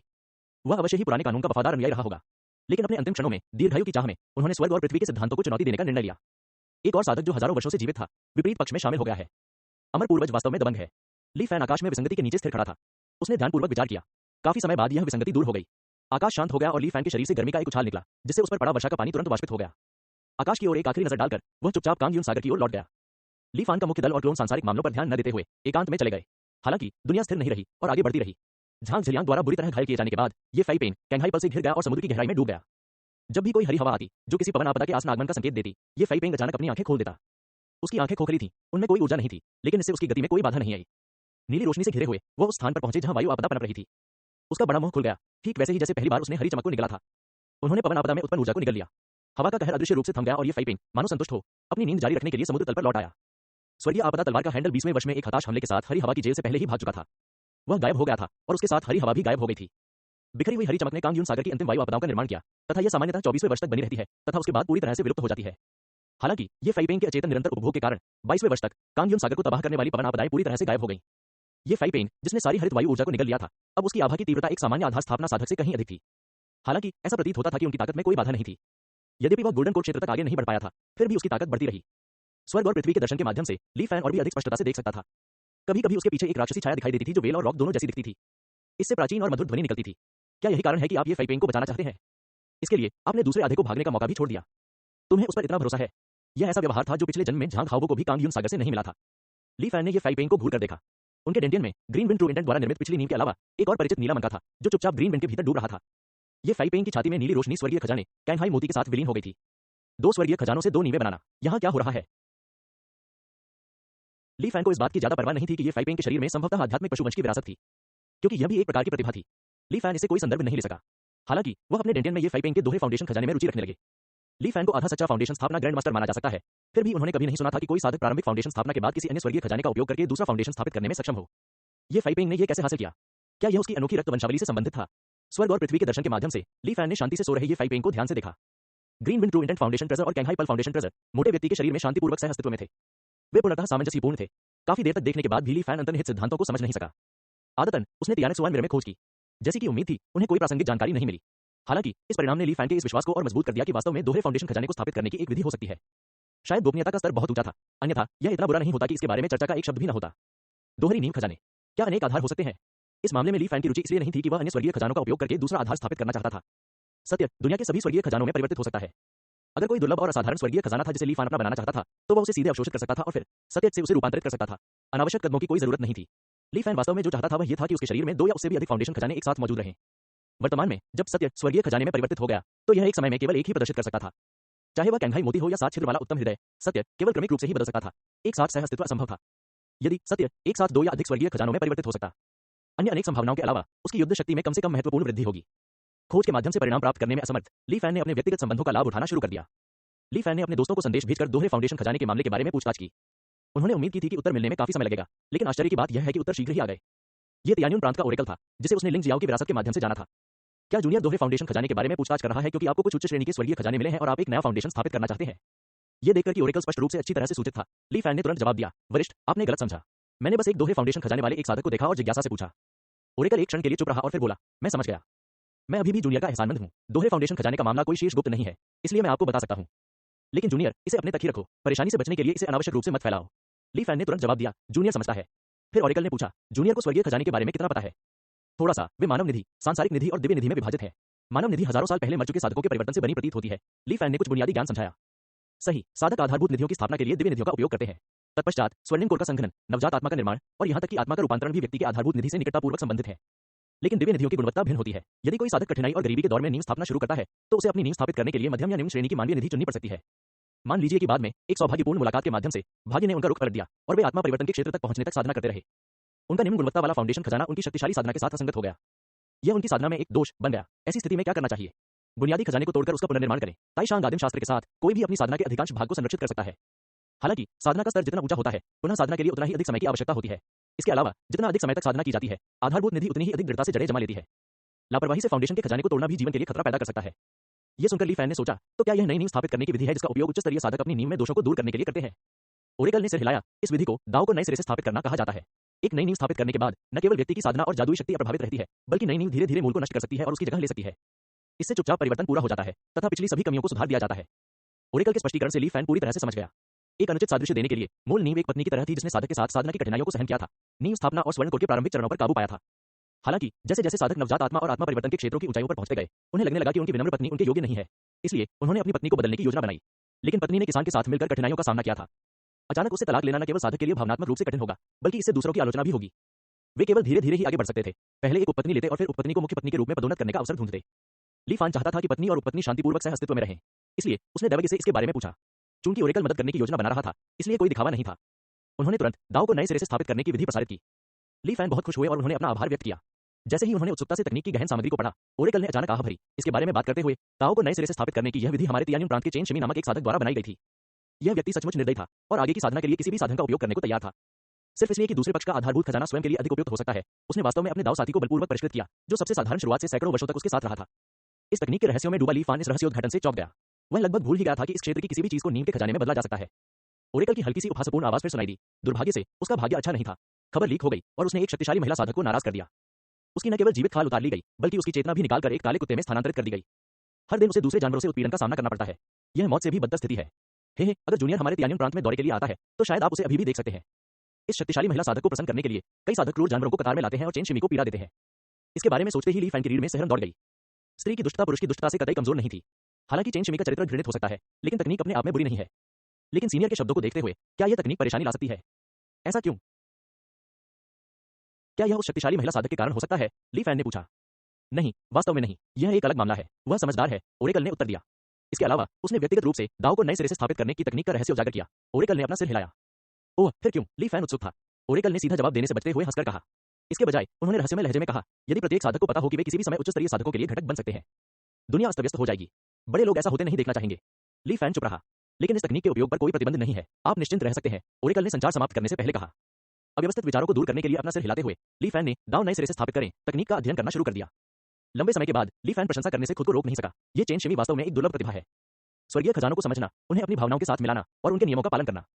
तकनीक के उत्कृष्ट विवरणों को याद करने के बाद ली फैन ने इसे स्वयं विकसित करने में कोई जल्दबाजी नहीं की। इसके बजाय उन्होंने एक बार फिर ये फाई पेंग का अवलोकन किया। ली फैन ये फाई पेंग की हरकतों को अच्छी तरह से जानता था। उन्हें नए सिरे से दाव की स्थापना तकनीक के संपर्क में आने का कोई मौका नहीं मिला। तो फिर उन्होंने दोहरी फाउंडेशन प्रेजेंस का गठन कैसे किया? ये नए सिरे से दाव की स्थापना के माध्यम से गठित दोहरे फाउंडेशन खजाने से किस प्रकार भिन्न था? लंबे समय तक अवलोकन करने के बाद ली फैन को कुछ अंतर्दृष्टि प्राप्त हुई। दोनों विधियों के पीछे सिद्धांत मूलतः एक ही था। उपपत्नी रखने के पहले के उदाहरण का उपयोग करें तो यदि चेन शिमी की एस्टेब्लिश दाव एनयू अपनी पत्नी को उपपत्नी स्वीकार करने के लिए राजी करने की योजना बनाने जैसा था, तब यह फाई पेंग एक प्राकृतिक बहुविवाहवादी था। हरम के स्वामी के रूप में उसकी पत्नी ने न केवल कोई आपत्ति नहीं की, वह गुप्त रूप से भी मदद कर सकती है। क्या शानदार शरीर है! बारीकियों को समझते हुए ली फैन ने मोटे आदमी को एक अलग नजरिए से देखा। तुम मेरे लिए और भी अधिक आश्चर्य लेकर आए हो। मुझे आश्चर्य है कि जब आप फिर से जागेंगे तो क्या परिवर्तन होंगे। मुझे स्पष्ट रूप से ऐसा लग रहा है कि कांग यूसी के हताशाजनक जुआ में कुछ और भी है। अपना ध्यान हटाकर ली फैन ने दाव को नए सिरे से स्थापित करने की साधना शुरू कर दी। उनके मामले में ऐसा लग रहा था जैसे कि उनकी पत्नी एक आकर्षक और सुंदर मालकिन थी जो परिवर्तन की कला में निपुण थी तथा किसी भी अन्य महिला का रूप धारण करने में सक्षम थी। इस प्रकार उन्होंने नए और पुराने फाउंडेशन प्रेजेंस के बीच निरंतर संघर्ष की परेशानी से बचा लिया। उसे केवल एक बार फिर सत्य का उपयोग करके नींव स्थापित करने की आवश्यकता थी। एक माह बाद गुप्त तकनीक सफल रही। ली फैन ने अपने डेंटियन की जांच की और पाया कि सत्य का प्रतिनिधित्व सफेद जेड प्रकाश समूह पूरी तरह से दो समूहों में विभाजित किया गया था। हालांकि संक्षेप में वे अभी भी एक एकीकृत इकाई थे। एक विचार से वे तुरंत एकता में लौट सकते थे। प्रसन्न होकर ली फैन चुपचाप 10,000 अमर द्वीप से निकल गया और एक दूरस्थ और निर्जन पानी के नीचे के स्थान पर पहुंच गया। उन्होंने इस प्रयास से होने वाले लाभों का परीक्षण किया। 7 एपर्चर उत्तम दिल, जंग तलवार दाव जुबान, सत्य एक साथ दो अलग अलग कलाकृतियों में परिवर्तित हो गया। यह बिना किसी बाधा के सुचारू रूप से चला। कंघाई पल, जंग तलवार दाव हुआन। नीली रोशनी में एक टूटी हुई जंग लगी लोहे की तलवार छिपी हुई हत्या की मंशा लिए हुए थी जो किसी भी क्षण हमला करने के लिए तैयार थी। बहुत बढ़िया, ली फैन की आंखें चमक उठी। यह दुश्मन पर छिपकर हमला करने का एक शानदार तरीका है। उसके विचार फिर से बदल गए। क्या होगा अगर वे दोनों एक जैसे हो जाएं? एक पल में ली फैन के डेंटियन में दो समान कैंघाई मोती प्रकट हुए। हालांकि ली फैन को अफसोस है कि निर्माण के समय कैंघाई पल्स अस्पष्ट रूप से पुनः एक में विलीन हो गए। इसके अलावा उनकी शक्ति अपरिवर्तित रही। क्या मैं केवल मात्रा बढ़ा सकता हूं और गुणवत्ता को मजबूत नहीं कर सकता? हालांकि यह थोड़ा अफसोसजनक है, फिर भी यह बहुत अच्छा है। 10,000 अमरों के गठबंधन में रहते हुए मैंने अक्सर 7 एपर्चर उत्तम हृदय का उपयोग किया। लड़ाइयों में मैं एक साथ दो अलग अलग फाउंडेशन खजाने की शक्ति का उपयोग कर सकता हूं। कुछ समय तक प्रयास करने और दो फाउंडेशन खजाने के तेजी से परिवर्तन से परिचित होने के बाद ली फैन संतुष्ट होकर तियानिक सुआन मिरर में लौट आया। गुप्त तकनीक के निर्देशों के अनुसार दोहरे फाउंडेशन खजाने को खोलने के बाद नई नींव स्थापित करने की कठिनाई तेजी से बढ़ जाएगी। वास्तव में मुझे लगता है कि दोहरी फाउंडेशन ट्रेजर्स अब मेरी सीमा है। मुझे आश्चर्य है कि क्या भविष्य में इन्हें बढ़ाने के अवसर मिलेंगे। फिर भी दोहरे फाउंडेशन खजाने अभी भी मेरे लिए फायदेमंद है। यह अनुमान लगाया जा सकता है कि जब मैं अपने गोल्डन कोर को स्वर्गीय आपदा, हंघाई, इंक डेथ और एजो फ्लेम के नियमों के साथ परिष्कृत करूंगा तो यह बहुत आसान हो जाएगा। इसके अलावा सत्य के साथ खजाने को बदलने की गति लगभग आधी हो गई है। क्रिम्सन फ्लेम के आने में अभी 6 साल बाकी है। इस जीवन में अनेक परिवर्तनशीलताएं हैं, इसलिए सुरक्षित रहने के लिए मुझे समय से पहले ही कांगयून सागर छोड़ देना चाहिए। 26वें वर्ष में मैं शिलिन प्रांत जा सकता हूं। मुझे हे झेंघाओ को अपने साथ ले जाने का बहाना भी ढूंढना होगा। संयोगवश जैसे ही ली फैन उसके बारे में सोच रहा था, हे झेंघाओ ने एक संदेश भेजा। इसकी जांच करने पर ली फैन को सुखद आश्चर्य हुआ। 1 वर्ष से अधिक समय से हे शिनशिन हे झेंघाओ के साथ कांगयून सागर के आसपास घूम रहे थे। कुछ समय पहले ही हेंग रुशुई ने अंततः उसे शीघ्र घर लौटने का अंतिम अल्टीमेटम जारी किया था। यद्यपि हे शिनशिन अनिच्छुक थी, उसने पर्याप्त खेल लिया था। उसके पिता का जीवन अब खतरे में नहीं था। अपनी मां के आदेशों की अवहेलना करने का साहस न करते हुए छोटी लड़की ने आंसू भरे स्वर में अपने पिता को विदाई दी और भविष्य में अक्सर उनसे मिलने आने की सहमति दी। अपनी बेटी को दूर भेजने के बाद हे झेंघाओ में लंबे समय से खोई हुई लड़ाई की भावना प्रज्वलित हो गई। ऐसा लग रहा था जैसे वह अपनी युवावस्था में लौट आया हो और वह प्रेरणा से भरा हुआ हो। अपनी बेटी के बारे में कोई पछतावा न होने से उसके दिल की सारी गांठें खुल गईं। हे झेंघाओ की साधना गति वास्तव में उल्लेखनीय थी। कुछ ही समय में वह अर्चन को तोड़कर गोल्डन कोर को संघनित करने वाला था। यह संदेश ली फैन को यह बताने के लिए था कि वह बाहर जाकर एक कोर बनाने के लिए प्रेरणा प्राप्त करना चाहता है और साथ ही ली फैन से भी उसके साथ चलने का अनुरोध करना चाहता था। ली फैन स्वाभाविक रूप से सहमत हो गया। ट्रांसमिशन स्क्वायर पर दोनों की मुलाकात और टेलीपोर्टेशन एरे का उपयोग करने के बाद वे कांगयून सागर के उत्तर पश्चिम क्षेत्र में लिंगलोंग द्वीप पर पहुंचे। फिर वे पश्चिम की ओर उड़ चले। यहां से 3000 मील पश्चिम में एक अजीब दृश्य है। 3 समुद्र के नीचे की खामियां। केवल कुछ 100 मील की दूरी पर समुद्र तल पर खड़ी सीढ़ी की तरह 3 प्रमुख भ्रंश बन गए हैं। प्रत्येक भ्रंश के बीच 4 से 5000 मीटर की गिरावट है। भ्रंशों के बीच तीव्र भूगर्भीय गतिविधि के कारण समुद्र तल पर कई पर्वत श्रृंखलाएं निर्मित हो गई हैं। ये पानी के नीचे की पर्वत श्रृंखलाएं विचित्र आकार की हैं और शानदार है, जो भूमि के पहाड़ों की सुंदरता से कहीं अधिक है। चूंकि मैं पहाड़ और नदी छिपे ड्रैगन तकनीक का अभ्यास कर रहा हूं, इसलिए मैं प्रेरणा के लिए इस असाधारण दृश्य का अवलोकन करना चाहता हूं। पृथ्वी की शिराओं, पर्वतों और नदियों तथा छिपे हुए रसातल के नियमों के साथ मैं एक साथ 3 कानूनों का उपयोग करके अपना स्वर्णिम कोर बनाऊंगा। ली फैन का सामना करते हुए हे झेंगहाओ ने कुछ भी नहीं छिपाया। उन्होंने कोर के गठन के लिए अपनी योजनाएं प्रस्तुत की। उसे देखकर ली फैन उसकी शक्ति और अदम्य भावना देख सकता था। उसकी भौहों के बीच एक अवर्णनीय आत्मविश्वास था। यह उनके पिछले विनम्र रूप से बिल्कुल अलग था। वे 2 अलग-अलग व्यक्ति लग रहे थे। ऐसा लगता है कि मध्यम आयु वर्ग के पुरुषों के लिए एक समझदार बेटी का होना काफी महत्वपूर्ण है। ली फैन ने चुपचाप सोचा, लेकिन उन्होंने प्रशंसा करते हुए कहा, साथ ही दाववादी का दृष्टिकोण वास्तव में असाधारण है, जो 3 कानूनों के साथ एक कोर बनाता है। मुझे नहीं लगता कि इस पूरे कांगयून सागर में ऐसे बहुत से लोग हैं जो आपकी बराबरी कर सकें। मैं साथी दाववादी को आपकी सफलता के लिए अग्रिम बधाई देता हूं। हा, मैं साथी दाववादी के दयालु शब्दों पर खरा उतरने की पूरी कोशिश करूंगा। हे झेंगहाओ दिल खोलकर हंसे और गंतव्य तक उड़ान भरने के लिए इंतजार नहीं कर सके। यहां थे।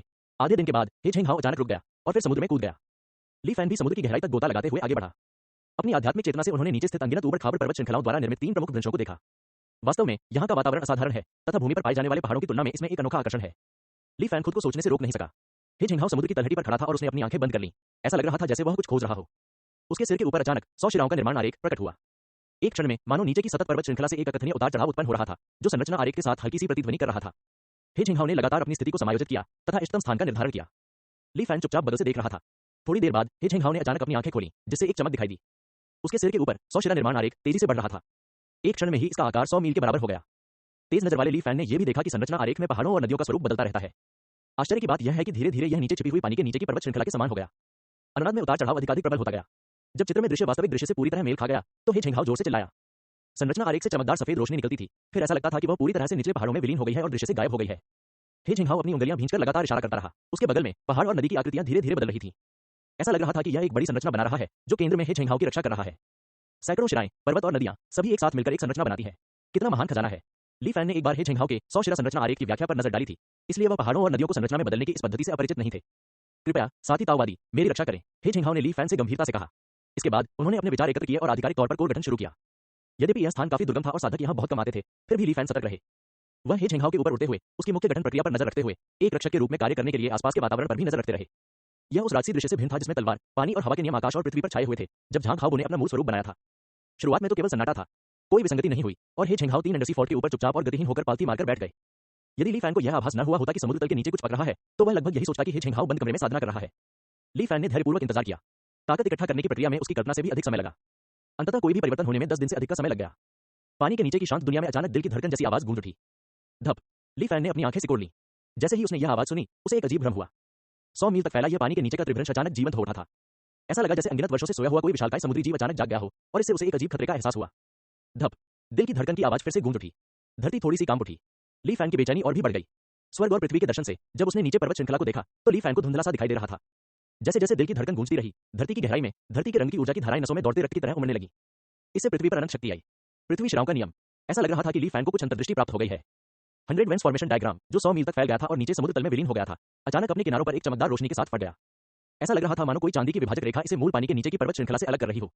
दिल की धड़कनें गूंज उठीं जब पृथ्वी के रंग की अनंत ऊर्जा असीम दूरस्थ महाद्वीपीय शेल्फ से उमड़ी। समुद्र में गिरने वाली सभी नदियों की तरह वे सभी भी इस संरचना में समाहित हो गईं। क्या केवल पृथ्वी शिराओं के नियम में ही इतनी गति है? असाधारण, सचमुच असाधारण। वह आदमी होने के योग्य जिसे मैं महत्व देता हूं। ली फैन ने बार-बार प्रशंसा की। शेष 2 कानूनों की प्रतीक्षा कर रहे हैं। पृथ्वी शिराओं का बल बढ़ता रहा और धीरे-धीरे स्थिर हो गया। हे झेंगहाओ ने पर्वतों और नदियों के कानून का गहन अध्ययन करना शुरू कर दिया। ली फैन ने देखा कि समुद्र का पानी, जो स्थिर होना चाहिए था, इस समय धीरे-धीरे बहने लगा। सबसे ऊंचे समुद्र तल से यह नीचे की ओर बहती थी। भ्रंशों के कारण उत्पन्न हजारों मीटर की प्रत्येक गिरावट के साथ समुद्री जल की गति बढ़ने के साथ ही अद्वितीय जल झरने निर्मित हुए। 3 प्रमुख भ्रंशों के समाप्त होने के बाद धीमी अंतर्धाराएं उफनती हुई जलधारा में बदल गईं। पानी के नीचे की पर्वत श्रृंखला को पार करते हुए यह गर्जना करते हुए आगे निकल गया। पृथ्वी की शिराओं की धड़कन की तुलना में यह भारी सांस लेने जैसा लग रहा था। तेज बहती धाराएं घने पहाड़ों से होकर गुजर रही थीं। नीले हरे ऊर्जा के तंतु सरनी द्वारा अवशोषित किए गए। पहाड़ों और नदियों का नियम। ली फैन की आंखों में समझ की एक झलक दिखाई दी। पृथ्वी की शिराएं और पर्वत एवं नदियां एक दूसरे के पूरक थे। उसके कानों में दिल की धड़कनें और सांसें लगातार गूंज रही थीं। नीचे स्थित 3 समुद्री भ्रंशों से जीवन शक्ति का स्पष्ट आभास मिलता है। समुद्र तल से लगातार नीली हरी और मिट्टी के रंग की रोशनी निकल रही थी। ऐसा प्रतीत होता है कि इसने कुछ किसानों को आकर्षित किया और वे इसे देखने के लिए आए। उनमें से अधिकांश यह बता सकते थे कि एक साधक गोल्डन कोर चरण को तोड़ रहा था। बाद में ली फैन ने 10,000 अमर गठबंधन के एक गठन मरम्मतकर्ता के रूप में अपनी पहचान का खुलासा किया। इन साधकों ने जब देखा कि 10,000 अमरों के गठबंधन का एक सदस्य पहरा दे रहा है, तो उन्होंने अपने विचार त्याग दिए और दूरी बनाए रखने का निर्णय लिया। हालांकि अभी भी कुछ जिद्दी और बेईमान किसान गुप्त रूप से छिपे हुए थे। उनमें से अधिकांश अनाम कृषक थे। उनकी सारी ताकत गोल्डन कोर स्तर से नीचे थी। ली फैन ने पीछे नहीं हटते हुए अपनी कीट बंधन तकनीक से उन्हें सीधे पकड़ लिया और दूर फेंक दिया। इस तरह 3 दिनों के बाद शानदार दृश्य धीरे-धीरे एक साथ आने लगे। दिल की धड़कन की आवाज धीरे-धीरे कम हो गई। सांस लेने की आवाज हल्की हो गई। पृथ्वी, शिराओं, पर्वतों और नदियों के नियम धीरे-धीरे एक हो गए। जीवन शक्ति की भावना भी धीरे-धीरे लुप्त हो गई। यह सामान्य पानी के नीचे की खाई जैसा दिखाई देने लगा। हालांकि ली फैन इसे स्पष्ट रूप से महसूस कर सकता था। यह छिपना था, गायब होना नहीं। एक रहस्यमय और स्पष्ट ऊर्जा ने सभी विसंगतियों को छुपा दिया, जिससे उन्हें समझना मुश्किल हो गया। यदि ली फैन ने शुरू से अंत तक सभी परिवर्तनों को नहीं देखा होता और स्वर्ग और पृथ्वी के दर्शन से सावधानीपूर्वक अवलोकन नहीं किया होता, तो संभवतः वह यहाँ के अकथनीय परिवर्तनों को नहीं समझ पाता। जब ली फैन ने नीचे खाई देखी, तो ऐसा लगा जैसे वह किसी प्राचीन क्रूर जानवर को देख रहा हो जो किसी भी क्षण किसी को भी निगलने के लिए तैयार हो। कभी-कभी उसके हृदय में अवर्णनीय धड़कन की लहरें उठती थीं। छिपे हुए रसातल का कानून। आश्चर्यजनक। तीनों कानून पूरे हो गए हैं। ऐसा लगता है कि साथी ताओवादी ही कोर गठन पूरा करने से ज्यादा दूर नहीं है। ली फैन ने मन ही मन सोचा। समुद्र तल पुनः अपने पूर्व शांत स्वरूप में लौट आया। इसके 7 दिन बाद की बात थी। हालांकि हे जिंगहाओ अभी भी अपना कोर बनाने में सफल नहीं हुए थे।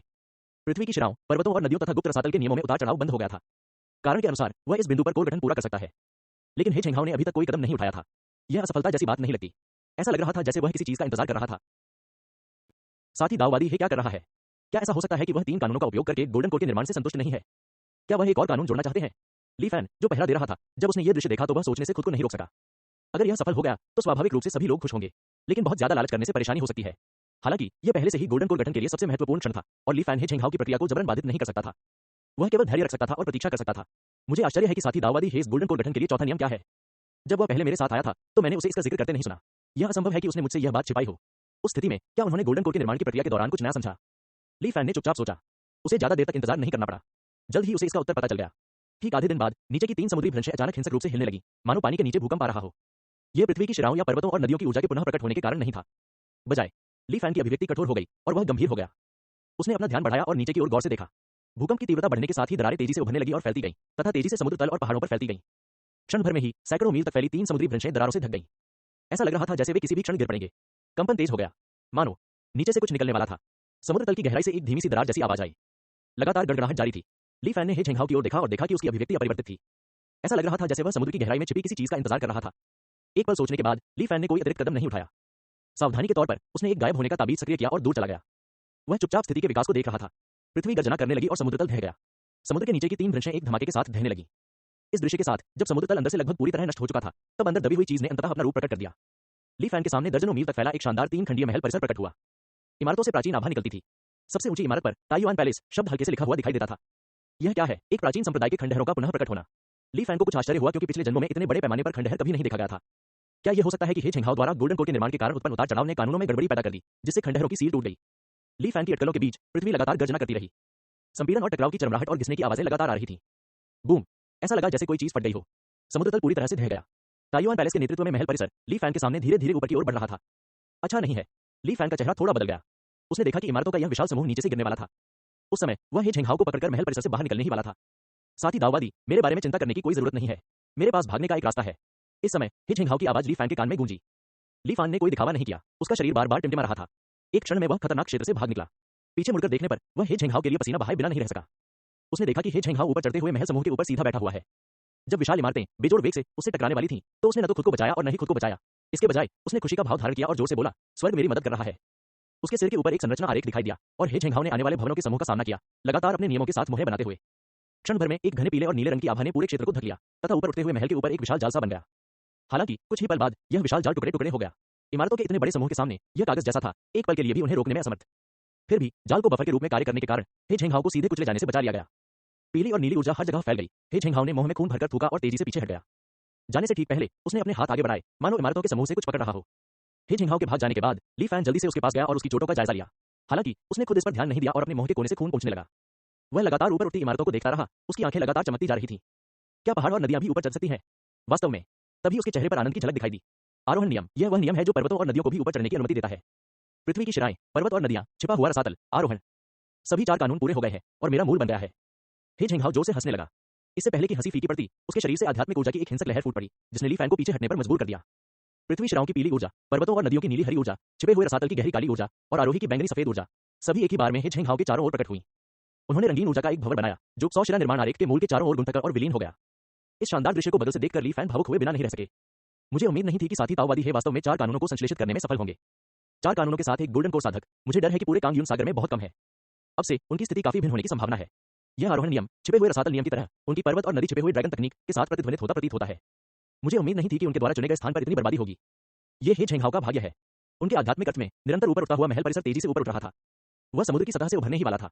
तथापि ली फैन थोड़ा स्तब्ध रह गया, क्योंकि महल परिसर का आकार लगातार छोटा होता जा रहा था। यह कोई भ्रम नहीं है। उस मामले में एक पल में ली फैन को कुछ ख्याल आया। 12वें जीवन में ली फैन ने सुना था कि 22वें वर्ष के दौरान एक साधना निवास कांगयून सागर के उत्तर पश्चिमी क्षेत्र में समुद्र तल से ऊपर उठा और फिर सीधे जीवशान प्रांत की दिशा में उड़ गया। कई जिज्ञासु किसान उनके पीछे पीछे गए, लेकिन कोई भी वापस नहीं लौटा और बिना कोई निशान छोड़े गायब हो गया। क्या यह वही निवास स्थान है? ली फैन को अचानक एहसास हुआ। मुझे नहीं पता कि यह किस संप्रदाय का विनाश है, लेकिन यह आकार बदल सकता है और जादुई खजाने की तरह उड़ सकता है। ठीक है, शायद मैं इसका प्रचार कर सकूं और अन्य साधकों को मेरे लिए इसका अन्वेषण करने का मौका दे सकूं। यह इतनी अच्छी तरह से संरक्षित है और संप्रदाय के खंडहर इतने चमत्कारी हैं, यह निश्चित रूप से कई साधकों को अन्वेषण के लिए आकर्षित करेगा। ली फैन ने अवचेतन रूप से योजना बनाना शुरू कर दिया।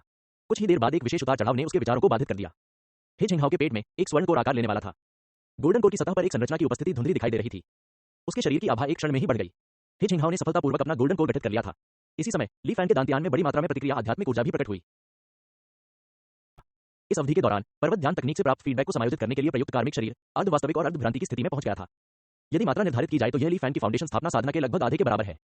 हे झिंगहाओ की गोल्डन कोर में सफलता के साथ ली फैन को माउंटेन मेडिटेशन तकनीक का अभ्यास करने के बाद से सबसे बड़ा निवेश रिटर्न प्राप्त हुआ। मात्रा ली फैन की अपेक्षाओं से अधिक थी और कार्मिक शरीर की भ्रामक छवि सही चरण फाउंडेशन स्थापना तक पहुंचने के बाद वास्तविकता में बदल गई। स्पष्ट चेहरे वाली एक जीवंत आकृति ली फैन के डेंटियन के अंदर बैठी थी। ली फैन को अचानक महसूस हुआ कि कर्म शरीर अपनी अवशोषण सीमा तक पहुंच गया है। जैसे ही उसे कुछ अफसोस हुआ, यह सोचकर कि शेष प्रतिक्रिया साधना व्यर्थ चली जाएगी, एक दूसरा कार्मिक शरीर अचानक प्रकट हुआ। यह तब तक जारी रहा जब तक कि इसमें कुल मात्रा का 1/3 हिस्सा जमा नहीं हो गया और फिर अंततः रुक गया। यह वास्तव में 4 नियमों वाला स्वर्णिम कोर है। यह साधना में इतना महत्वपूर्ण लाभ ला सकता है।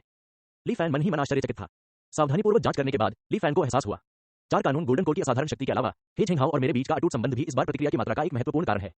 एक कारण तो mountain and river hidden dragon तकनीक है और दूसरा ये कि मैंने ही झिंगहाओ को दुखद अंत से बचाया और वास्तव में उसकी जान बचाई, उसकी सफलता के दौरान मेरी सावधानीपूर्वक सुरक्षा के साथ। कुल मिलाकर यही कारण है कि जब उन्होंने सफलता प्राप्त की तो मुझे इतनी अधिक प्रतिक्रिया मिली। यदि यह केवल पर्वत और नदी की छिपी ड्रैगन तकनीक होती तो गोल्डन कोर तक पहुंचने से निश्चित रूप से इतनी अधिक साधना प्रतिक्रिया नहीं होती। इन विचारों के बीच हे झिंगहाओ की ओर से अशांत उतार चढ़ाव धीरे धीरे शांत हो गया। उसने अपनी सांस रोक ली और धीरे से अपनी आंखें खोली। 4 नियमों वाला स्वर्णिम कोर प्राप्त करने पर बधाई हो, साथ ही ताओवादी। अब से आपका भविष्य असीम है, ली फैन ने मुस्कुराते हुए कहा। हे झिंगहाओ जोर से हंस पड़े, जिससे उनका पुराना अवसाद दूर हो गया। फिर उन्होंने गंभीरता से कहा, इतने औपचारिक मत बनो, मेरे गोल्डन कोर गठन का आधा श्रेय तुम्हारा है। यद्यपि मैंने अब गोल्डन कोर का गठन कर लिया है, साथ ही ताओवादी सफलता से अधिक दूर नहीं है और मैं केवल एक कदम आगे हूं। क्या हम पहले की तरह बातचीत जारी रख सकते हैं? हे झिंगहाओ ने बहुत अच्छा चेहरा दिया और ली फैन बहुत संतुष्ट था। दोनों ने कुछ देर तक एक दूसरे की तारीफ की। बातचीत के दौरान उन्होंने उस महल परिसर के बारे में बात की जो पहले बना हुआ था। हे झिंगहाओ ने भौहें चढ़ाईं और कहा, जब मैं आगे बढ़ रहा था तो मेरा मूल इरादा 3 नियमों के साथ गोल्डन कोर बनाने का था। हालांकि जब मैं निर्माण आरेख के माध्यम से समुद्र के नीचे ट्रिपल फॉल्ट जोन को महसूस कर रहा था तो मुझे स्पष्ट रूप से लगा कि समुद्र तल के नीचे कुछ छिपा हुआ है। यह मेरे छिपे हुए रसातल कानून से भी संबंधित था। मैंने सोचा था कि यह कोई असाधारण खजाना होगा, लेकिन मुझे उम्मीद नहीं थी कि यह पूरी तरह से बर्बाद हो जाएगा। ली फैन ने कहा, जब तक आप अंदर नहीं घुसे तब तक इस खंडहर ने अपना असली आकार नहीं दिखाया। यह एक साधारण खेती के निवास के आकार का हो गया और पूर्व की ओर उड़ गया। क्या बात है, साथी ताओवादी, क्या आप इस खंडहर में रुचि रखते हैं? हे झिंगहाओ ने अपना सिर हिलाया। अगर मैं कहूं कि मुझे इसमें कोई दिलचस्पी नहीं है तो मैं झूठ बोलूंगा। दुर्भाग्य से अपनी वर्तमान साधना के साथ भी जब मैं उस दृश्य को याद करता हूं जहां मैंने अभी इसका सामना किया था तो मेरे हृदय में खतरे की भावना उत्पन्न हो जाती है। दुनिया में बहुत सारे अवसर हैं और जो कुछ भी आप देखते हैं उसे हटाने की कोई आवश्यकता नहीं है। इसके बारे में भूल जाना ही बेहतर है। ली फैन ने सिर हिलाया, साथ ही ताओवादी के शब्द सही हैं। हालांकि अपने दिल में ली फैन ये सोचने से खुद को नहीं रोक सका कि अपनी बेटी के साथ समय बिताने के बाद साथी ताओवादी हे की हरकतें बहुत अधिक सतर्क लग रही थीं। यदि वह पहले की तरह अकेला होता तो शायद उसके मन में किसी साहसिक यात्रा पर जाने का विचार आता। फिलहाल ली फैन ने इस विषय को फिर से नहीं उठाया। आगे आपकी क्या योजना है, साथी ताओवादी? ली फैन ने पूछा। गोल्डन कोर की ओर आगे बढ़ने के बाद स्वाभाविक रूप से 10,000 अमर गठबंधन के भीतर व्यक्ति की स्थिति में समायोजन होगा।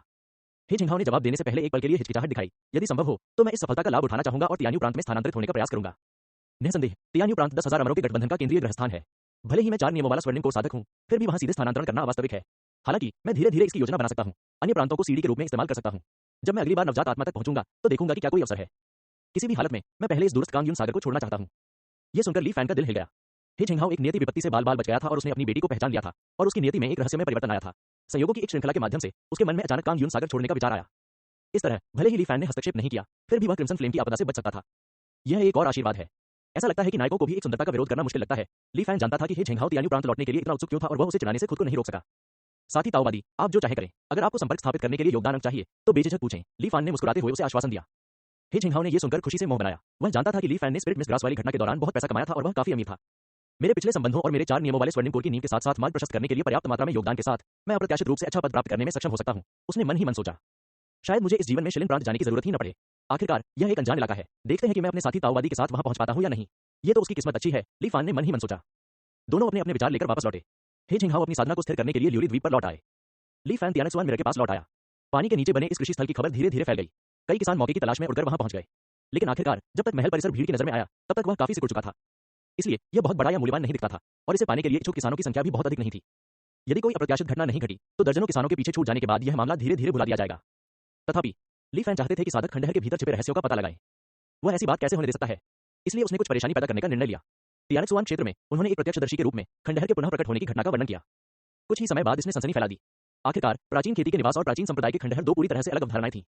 कृषक निवासों में आमतौर पर सीमित संख्या में तकनीकें और खजाने होते थे, लेकिन प्राचीन संप्रदाय के खंडहरों में, विशेष रूप से उनमें जो अनगिनत वर्षों से सीलबंद थे और अभी अभी पुनः प्रकट हुए थे, अनगिनत अवसर थे। प्राचीन कृषि जगत की समृद्धि लोगों के मन में गहराई से समाई हुई थी। किसी भी प्रकार की खेती की तकनीक प्राप्त करना पहले से ही एक बहुत बड़ी उपलब्धि थी।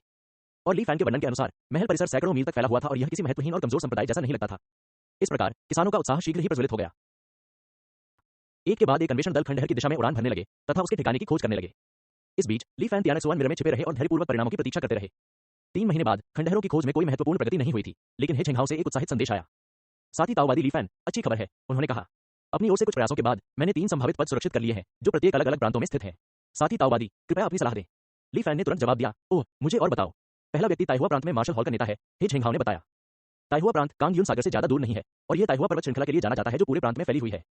चोटियां अविश्वसनीय रूप से असंख्य है और वहां मेरी साधना की गति कांगयुन सागर की तुलना में बहुत अधिक होगी। उन्होंने आगे कहा, दूसरा व्यक्ति किंगवेई प्रांत में फॉर्मेशन हॉल का काउंसिलर है। हालांकि यह अभी भी तियान्यू प्रांत से दूर है, लेकिन कांगयुन सागर की तुलना में यह बहुत करीब है। तीसरा व्यक्ति तियान्यू प्रांत में नगर संरक्षक है, हे छिंगहाओ ने निष्कर्ष निकाला। यह प्रांत तियान्यू प्रांत के पश्चिमी भाग से ज्यादा दूर नहीं है और इसलिए इस पद के लिए प्रतिस्पर्धा बहुत तीव्र है। यह केवल द्वीप संरक्षक से शहर संरक्षक तक का पद परिवर्तन है, लेकिन इसका लाभ यह है कि मुख्यालय के करीब होने से पदोन्नति आसान हो सकती है। हे छिंगहाओ ने इस अवधि में अपने प्रयासों के परिणाम धीरे धीरे प्रकट किए। तियान्यू प्रांत, ली फैन ने एक पल सोचा और जवाब दिया, चलो कोई निर्णय लेने में जल्दबाजी नहीं करते। तियान्यू प्रांत में मेरे परिचित हैं, मैं आगे पूछताछ करूंगा कि क्या अतिरिक्त अवसर है। हे छिंगहाओ आश्चर्यचकित थे, क्या आपके पास तियान्यू प्रांत में कनेक्शन है?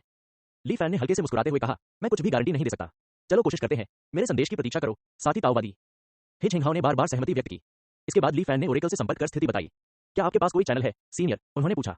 ओरेकल ने बस इतना ही उत्तर दिया, मैं आपके लिए पूछूंगा। उसके बाद कोई और प्रतिक्रिया नहीं मिली। ली फैन जल्दी में नहीं था और धैर्यपूर्वक इंतजार कर रहा था। आधे दिन बाद तियान्यू प्रांत के एक ताओवादी जिंगशुआन नामक साधक ने ली फैन को अपना मित्र बनाने का अनुरोध किया। ली फैन ने तुरंत स्वीकार कर लिया। जिंगशुआन की हार्दिक आवाज गूंजी, हाँ, क्या आप ली फैन हैं?